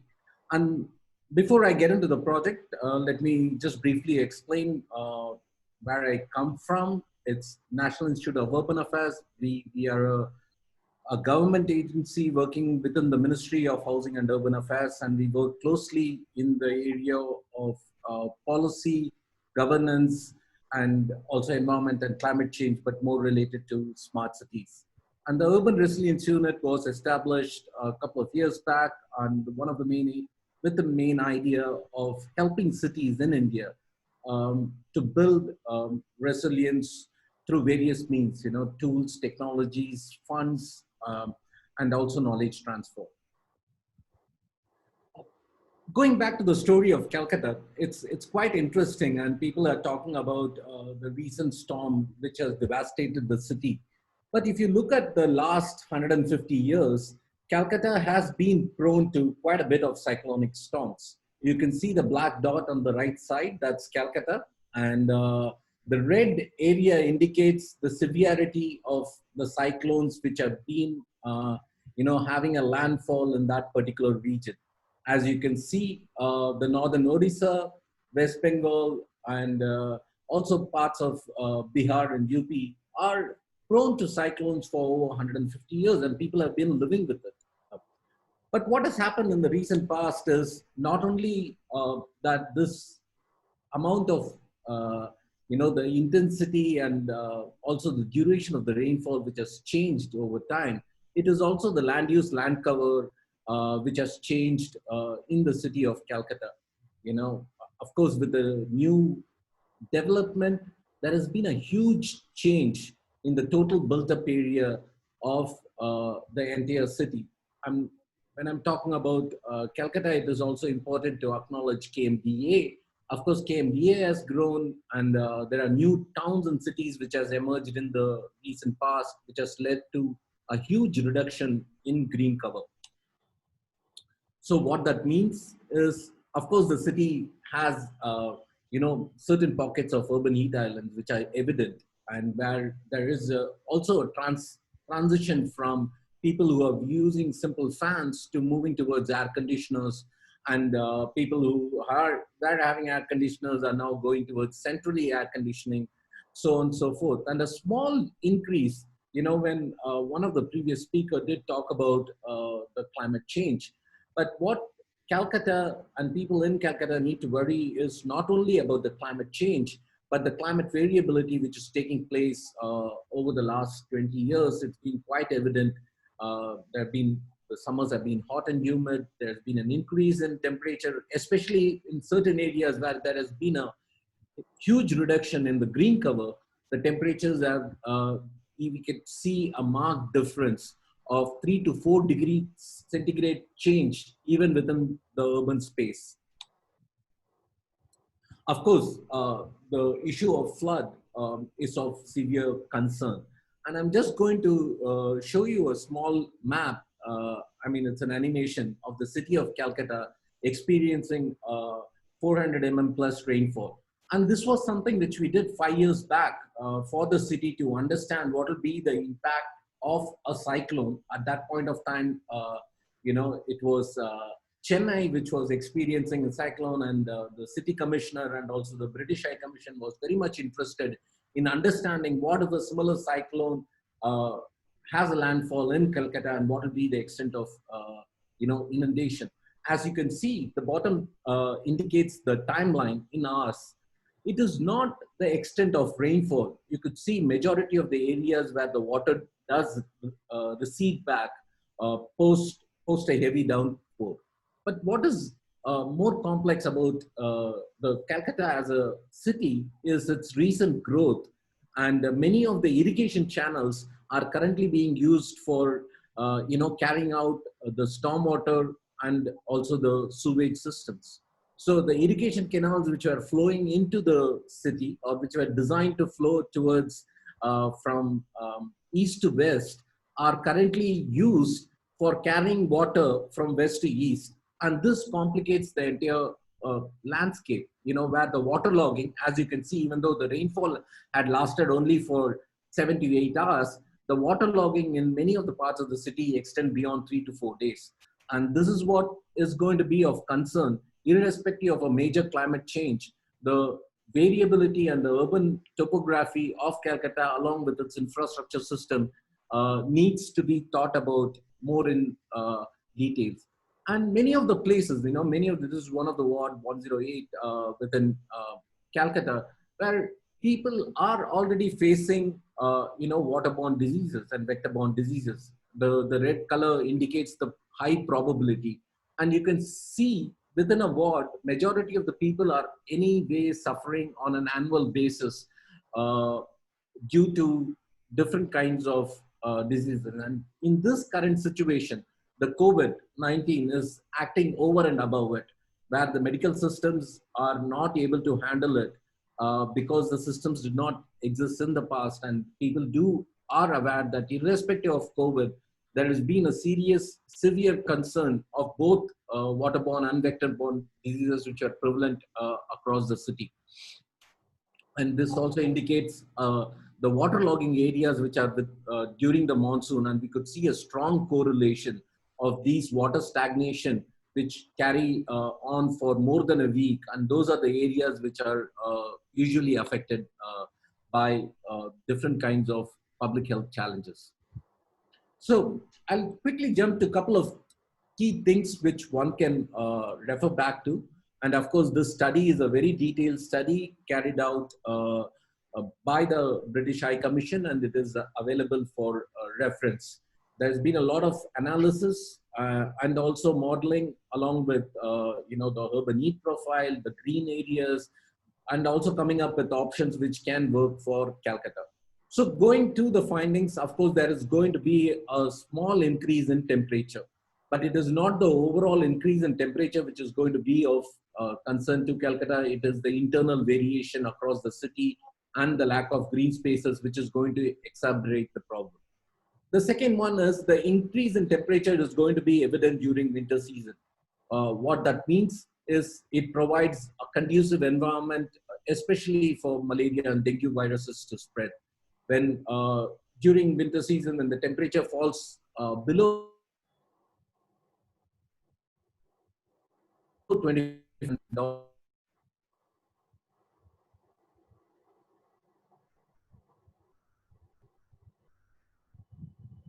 also or both for vector-borne diseases specifically. So what one can do, of course, water quality is a bigger concern. And so and even when you look in terms of the energy, there are more than 80 pumping stations which are distributed across Calcutta. On a daily basis, like I said, the irrigation canals are currently being used for pumping out water. So all the 80 pumps operate 24/7 to pump water from, or especially sewage and stormwater drainage from the core of the city to the outer areas. So there has been a huge amount of energy consumption which is happening, and also there is also a huge amount of water quality degradation because of that. The sewage systems are currently not being used, especially during the monsoon, because the systems is already stressed. You know, it can't carry the current capacity, and they are using pumps to move it. And just imagine if there is going to be an extreme rainfall of 200 mm or 300 mm, that is going to put additional stress on these already, stressed systems. And pretty much 1 in every 2 households, that is 43% of Calcutta's population, are affected, especially the 52% of the productive workforce are affected by floods. And this is not because of the climate change. This is pretty much on an annual basis, which is happening. When we did a survey across 5 different wards, what we realized is, on an average, in a particular household, there is a 21 man-day loss. And this is high, especially within the low-income communities. And as a Chamber of Commerce, I think this is a huge loss in both productivity and also efficiency, which needs to be taken into consideration. And of course, more 1/5 of the households do spend on an annual basis on repairs. So when you're looking at resilience on a long term, it is how we can address some of these short-term stresses, and also once in a blue moon shocks, to ensure that the city systems are prepared for it. Of course, when it comes to disaster management, even though the city disaster management committee was initially discussed for, currently it doesn't exist. The Calcutta drainage system, which has been designed for, and some of the earlier systems also, which have been existing for the past 120 years or so, are designed only for 6 mm of rainfall per hour. What that means, any rainfall over 100 mm is going to cause issues within the city, irrespective of climate change.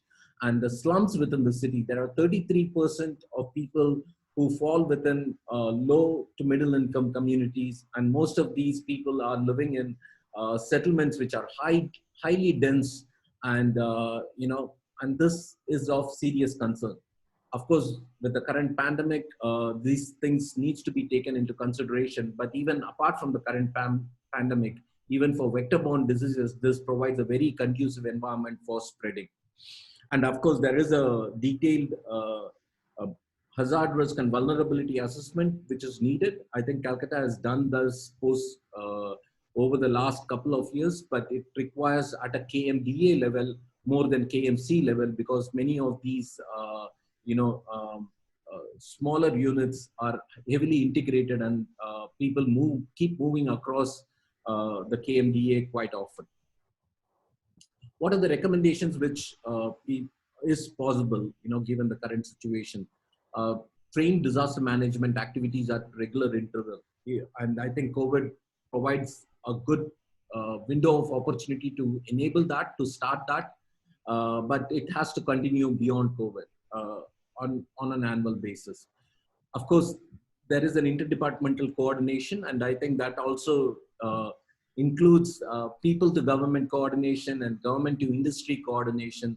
That requires quite a bit of strengthening. And data is a huge issue and challenge, which was indicated that there is no data transfer. Many of the records are still maintained over the books, over the paper, and they need to be digitized to take into consideration.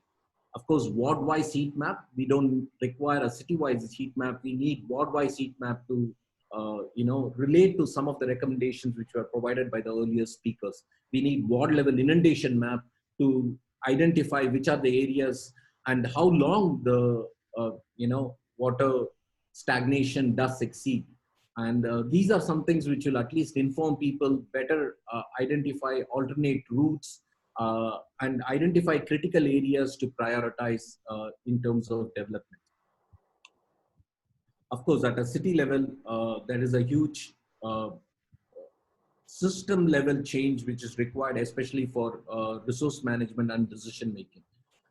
The disaster management cell, KMC, had set it up, but currently it is not functioning. But that can also be looked at one of the key areas where the industry and the government can come together to take collaborative and also long-term decisions.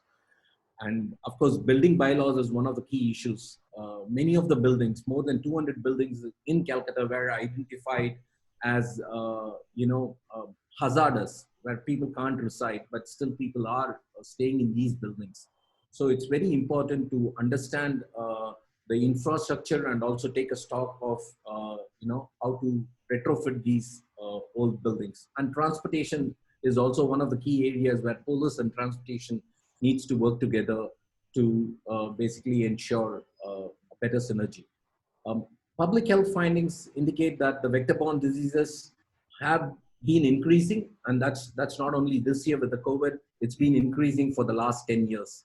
Much of the data collection for vector-borne diseases and waterborne diseases are still being done in a paper-based format, which has a high level of turnaround time. It takes 15 days for them to enter into the computer and for the district administration to actually take action. This needs to be revised, and automating these things, people can actually start taking decisions or at the end of the day or at the beginning of the day, rather than wait for a 2-week period. Early warning systems and monitoring systems and models and forecasts, in spite of several studies which are being done, I think knowledge management is a key focus. Many of the people don't know whether these studies exist, how to access these studies and resources, and how to incorporate them into their day-to-day action. So some of the quick recommendation, especially with respect to public health, is there has to be an IT-enabled driven system that can be started with COVID, but then can extend beyond that particular part. Micro planning is very much required, especially to prevent the spread. And that's the same thing which is required for COVID. That is the same thing which is required for both waterborne and vector-borne diseases. And also making a master plan of identifying areas where they can plant greeneries, where they can preserve or conserve these water bodies for disaster risk reduction, and also for which goes beyond the spraying and fogging which they do. So there are a few broad recommendations: development of a health management information system and a system for better interdepartmental coordination and improved community engagement. And that is something Calcutta has a strong point. There are a lot of NGOs working, there are a lot of community level interventions, but there is no coercion of activities. People don't come together and do it. They do it in their own community, and some of the good practices gets lost. I think surfacing them out and tying them up together may pave a way for a much resilient future ahead. And of course, there are certain long-term recommendations, but being conscious of time, I'll just stop here and will be open to take a few questions later on. Thank you. Thank you very much. Thank you very much, Mahesh, for an excellent presentation on the resilience strategy. Thank you for sharing your findings and also suggesting recommendations, both in terms of handling the short-term stress, as you say, and the long-term preparedness or resilience. So both in terms of preparedness and response, your recommendations are noted, and I think we could certainly engage in a more meaningful interaction going forward. Thank you very much indeed. We now come to Ms. Divya Sharma, Executive Director of the Climate Group.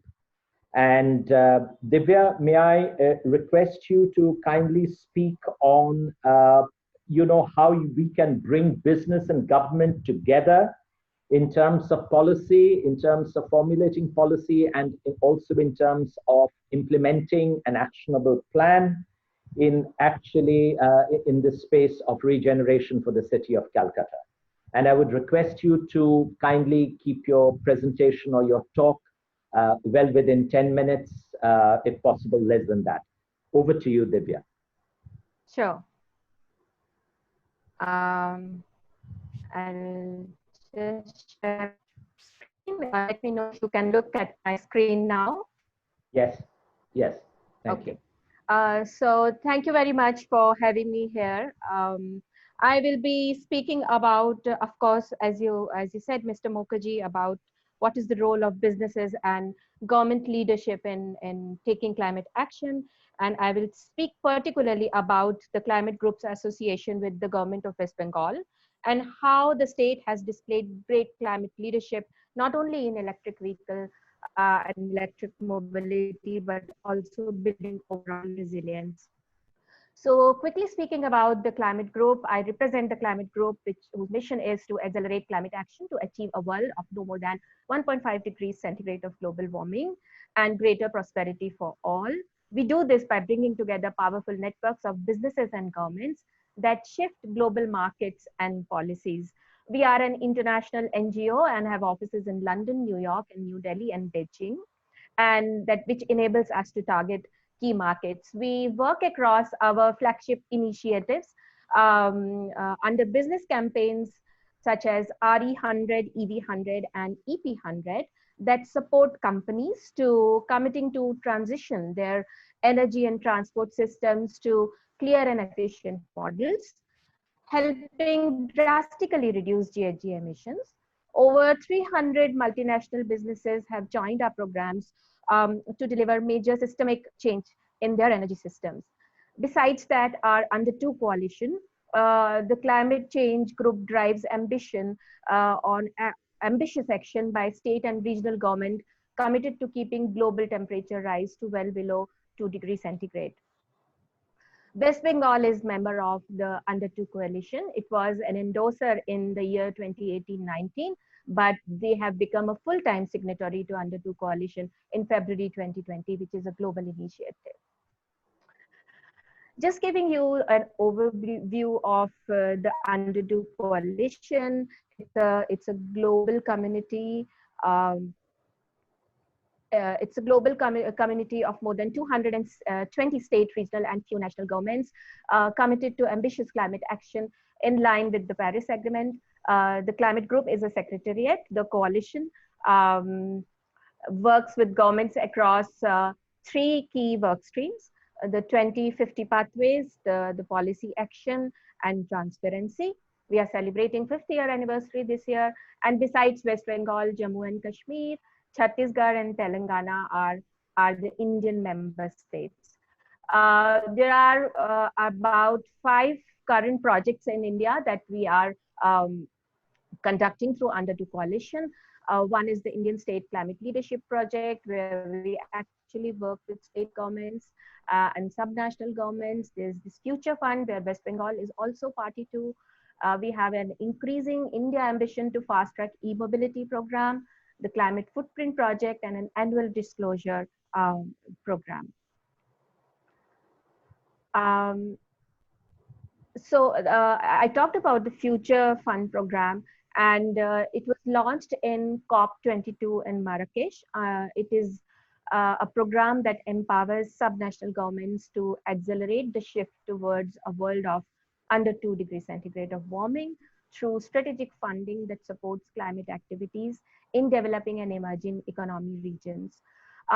With West Bengal, working under the Future Fund, we've revised the State Action Plan on Climate Change in 2018 and conducted feasibility study for e-ferry deployment in Kolkata as part of electrifying public transportation in the state. In 2019-2020, West Bengal was to visit the state of Baden-Württemberg to learn from the EV policy initiatives in Germany. It is currently on hold due to COVID-19, but that is something that we will immediately do as soon as we are in a proper position to do that. With West Bengal, the climate group is also co-building our EV efforts. In November 2019, West Bengal, through their environment department, acknowledged TCG's initiatives on EVs and expressed intent to co-build our efforts. Mr. Mishra is here, and he was instrumental in taking this effort forward. Our areas of collaboration with the government of West Bengal have been around peer learning on upcoming models, such as decentralized charging and zero emission vehicles. And I was looking at some of the questions that were there on the chat box, and people were asking about charging stations. So we are up there and starting that work with the government. We are also facilitating policy dialogues with corporates and the state government to support uptake of some of these models and bringing them together through our efforts like these. And we will also work to provide a platform for collaboration between key stakeholders such as states, cities, businesses, as well as solution providers, the technology providers. And will showcase ambition and leadership of the state government of West Bengal around clean powered electric mobility. In terms of our technical assistance program for the government on EV battery recycling, the Under 2 Coalition Zero Emission Vehicle Project facilitated a technical assistance support to the Department of Environment West Bengal from National Renewable Energy Laboratory USA to explore methods to expand the use of zero emission vehicles in the city of Kolkata. A preliminary report has been submitted to the department. The zero emission vehicle community of the Under 2 Coalition brings together all levels of government to share and learn about existing zero emission vehicle initiatives taking place around the world. And I think this is a great platform to come together, to work together as a global community, as well as as an interaction point between different subnational communities as well, different states, national and state level association in taking this forward. TCG is also supporting a platform for the government to showcase climate policy leadership. So the climate group's policy action map enables Under 2 members, all global members, to share ambitious policy actions with the global community for wider peer learning. We will work with West Bengal to publish their EV policy actions on this map in the near future. And we have already been including some of the better case studies from West Bengal on resilience and their other efforts under our work and showcasing them already. So with this, I would like to close my presentation. Our association definitely continues with the government, and I would really want to congratulate the government of West Bengal for having featured in the International Energy Agency's flagship report, the Global Electric Vehicle Outlook, which has showcased a study on the deployment of electric buses in Kolkata, describing it as a role model in the environment-friendly public transport sector. And I think this is the only one case study from India. So congratulations to you, and thank you very much for this opportunity to speak. Thank you very much, Divya. Thank you very much indeed for giving us an excellent overview of all the good work that Climate Group has taken up in the country and specific to West Bengal. Greatly appreciated. Thank you.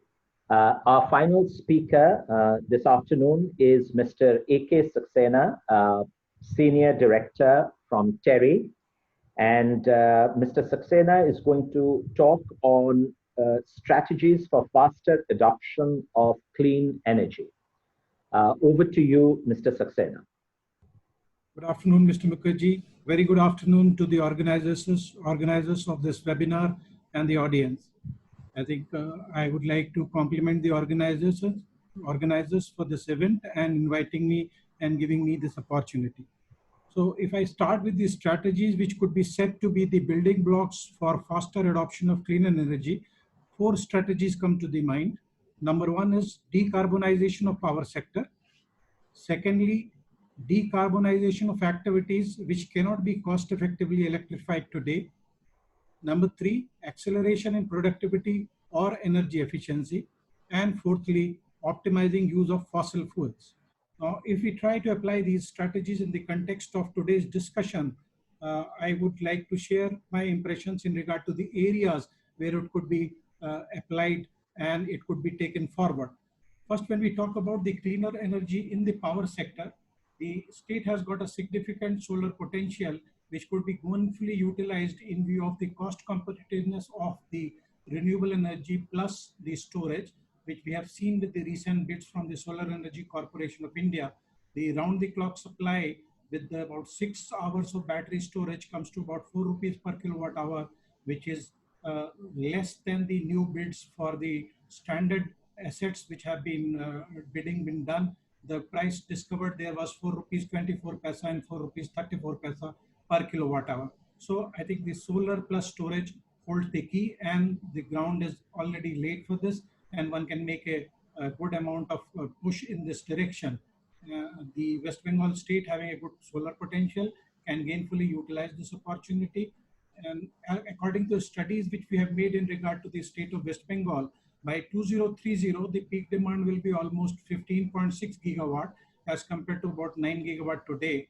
And the energy requirement will be about 84 terawatt hour as compared to about 52 terawatt hour today.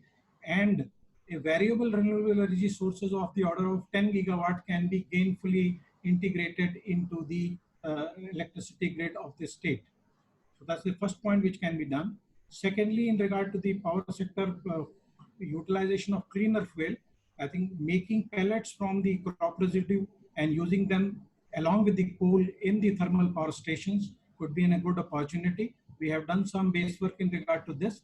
As of now, these are not cost effective, but as with some policy support and the incentives, this could be an opportunity where one could solve the twin problem of the stubble burning and the air pollution which comes from this. The second area which we can think about is the industries where the electrification of energy intensive thermal processes can be done. Wherever it is technically possible, feasible, we should look at that. Foundry, wire drying and tea making are three key industrial subsectors in West Bengal where a changeover is possible. Replacement of furnaces with induction furnaces, and also in tea making, the electrification of drying and withering process can also be gainfully switched to the electric side. In the transport sector, we have already heard about the promise which is there for the electric vehicles in the state, and we have already heard about the e-buses which have already gained good ground in the state, and the state is having ambitious plans to move forward. Being a coastal city, electric ferries hold promise, and we have heard Mrs. Divya Sharma, the work done by their group in this regard. A shift from diesel to biofuels is another area which should be looked at in the transport sector. On the energy efficiency front, I think space conditioning by way of use of energy efficient air conditioners and fans is another area which can be looked into. And lastly, the use of energy efficient motors is an area which holds promise and potential for the medium and small scale enterprises. Last but not the least, I would like to say, while we move on to this clean energy path, the capacity building with development of new skills is extremely important. And this is all I wanted to share at this point of time. Thank you very much, Mr. Dev, and all the organizers. Thank you very much, Mr. Saxena, for giving us, though in a summary form, but very focused strategic inputs that could help in the decarbonization process, accelerate energy efficiency, and optimize use of fossil fuel, as you outlined 4 areas of intervention. Thank you very much for sharing the strategy in adopting better adoption of cleaner energy and a faster adoption of cleaner energy. Anguna, just a quick word. Do we have time for question answer?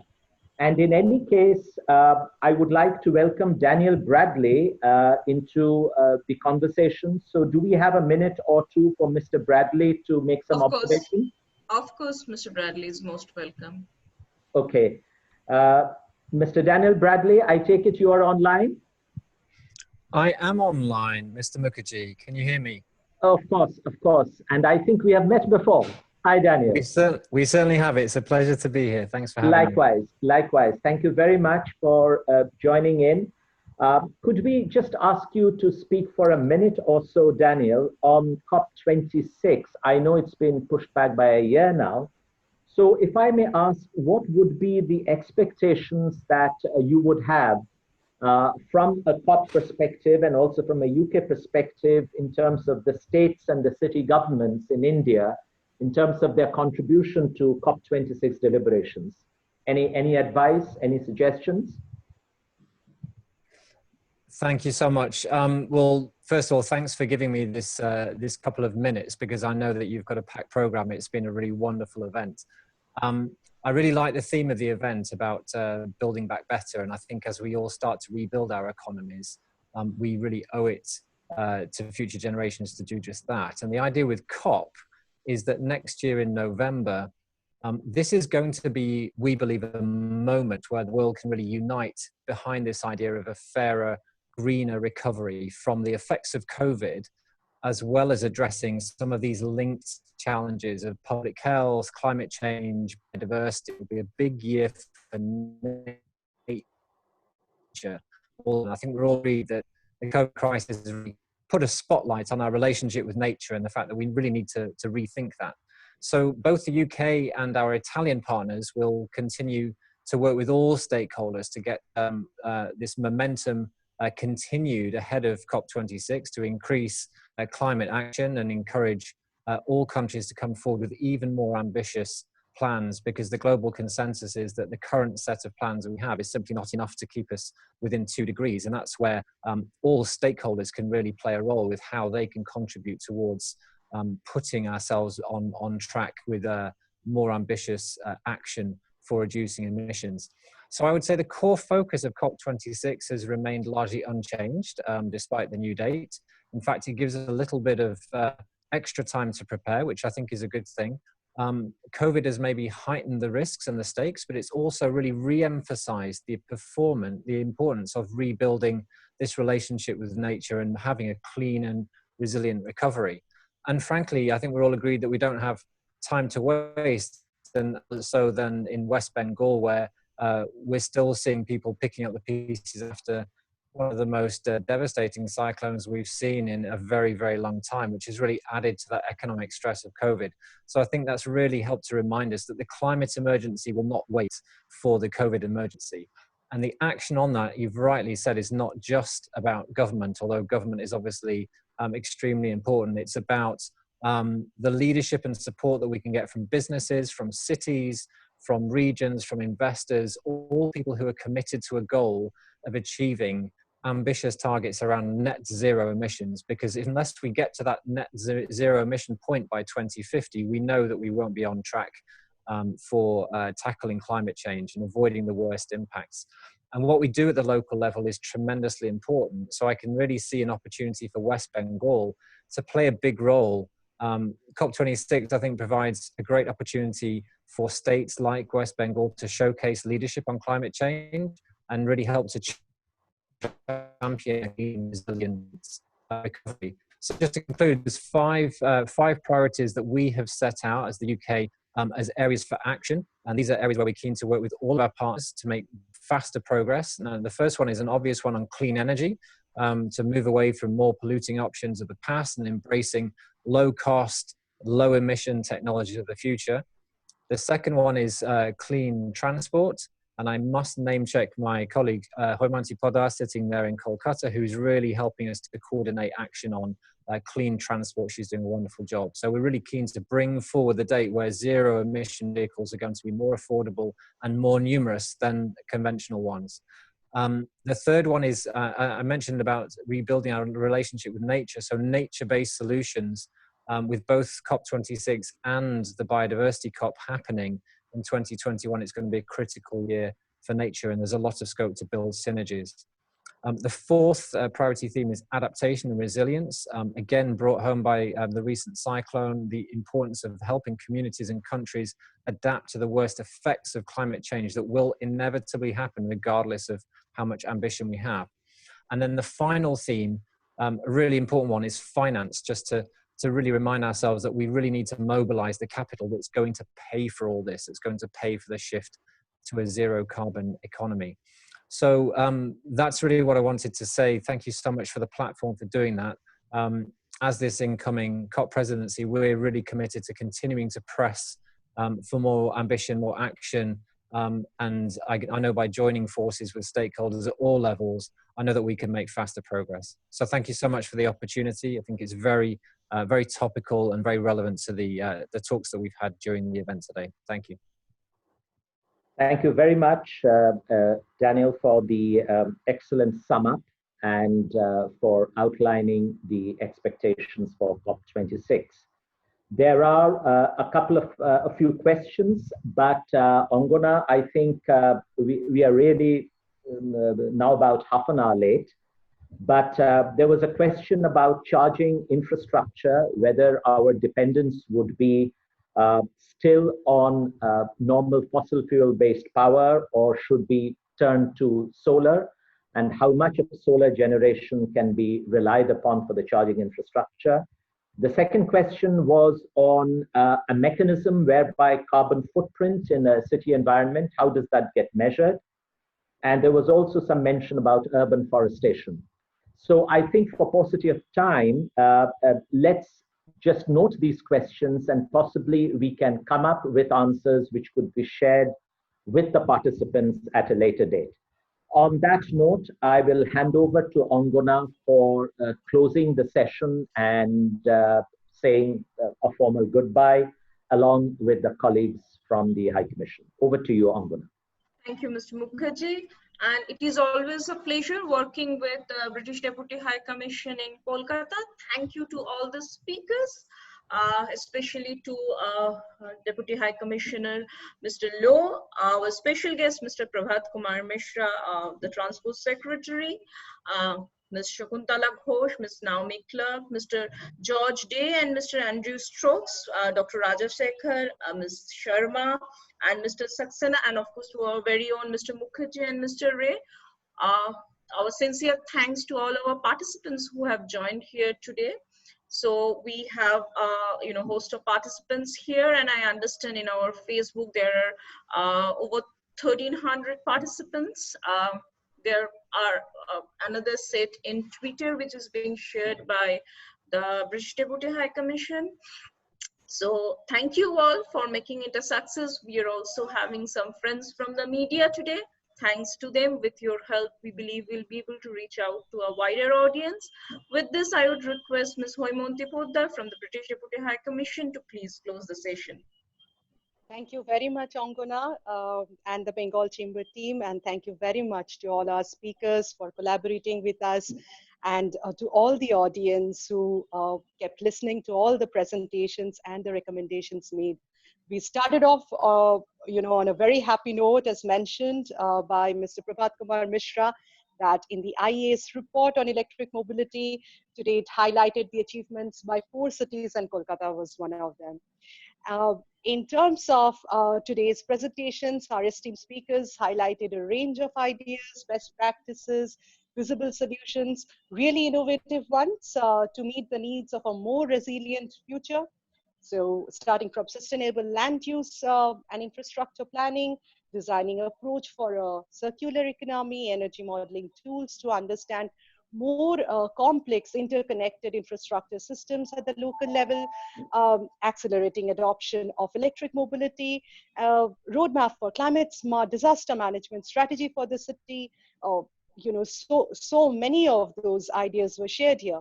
And 3 key areas that emerged from all these discussions are strong community engagement, strong political engagement and commitment in enhancing the ambition, and in setting up measurable goals through an actionable eco-vision for the city. And particularly the collaborations on innovative technologies and policies. So this knowledge exchange session has a purpose to take the discussions forward. We would like to come up with a white paper with the recommendations on green recovery on Kolkata's eco-vision, as mentioned by Dr. Shakuntala Ghosh, and as highlighted by Dundee City Council's brilliant climate action plan in view of the current pandemic. So we would be really keen to form a cohort of experts which will meet regularly and provide inputs for a green and resilient Kolkata to the policymakers. And we would very much like to see Kolkata enhancing its ambition on electric mobility, waste management, and all these areas, disaster resilience, clean energy, and emerging as a global city, announcing its leadership role at COP26. So thank you very much for your participation. Thank you again. Thank you, Hoimonti. Thanks to everyone. Just one announcement. The proceedings of this session, the video will be available in the Bengal Chamber, Facebook, and YouTube in, say, a couple of days' time. Thank you, everybody. Thank you. Bye-bye. Thanks. Bye. Thanks. Bye-bye, everybody.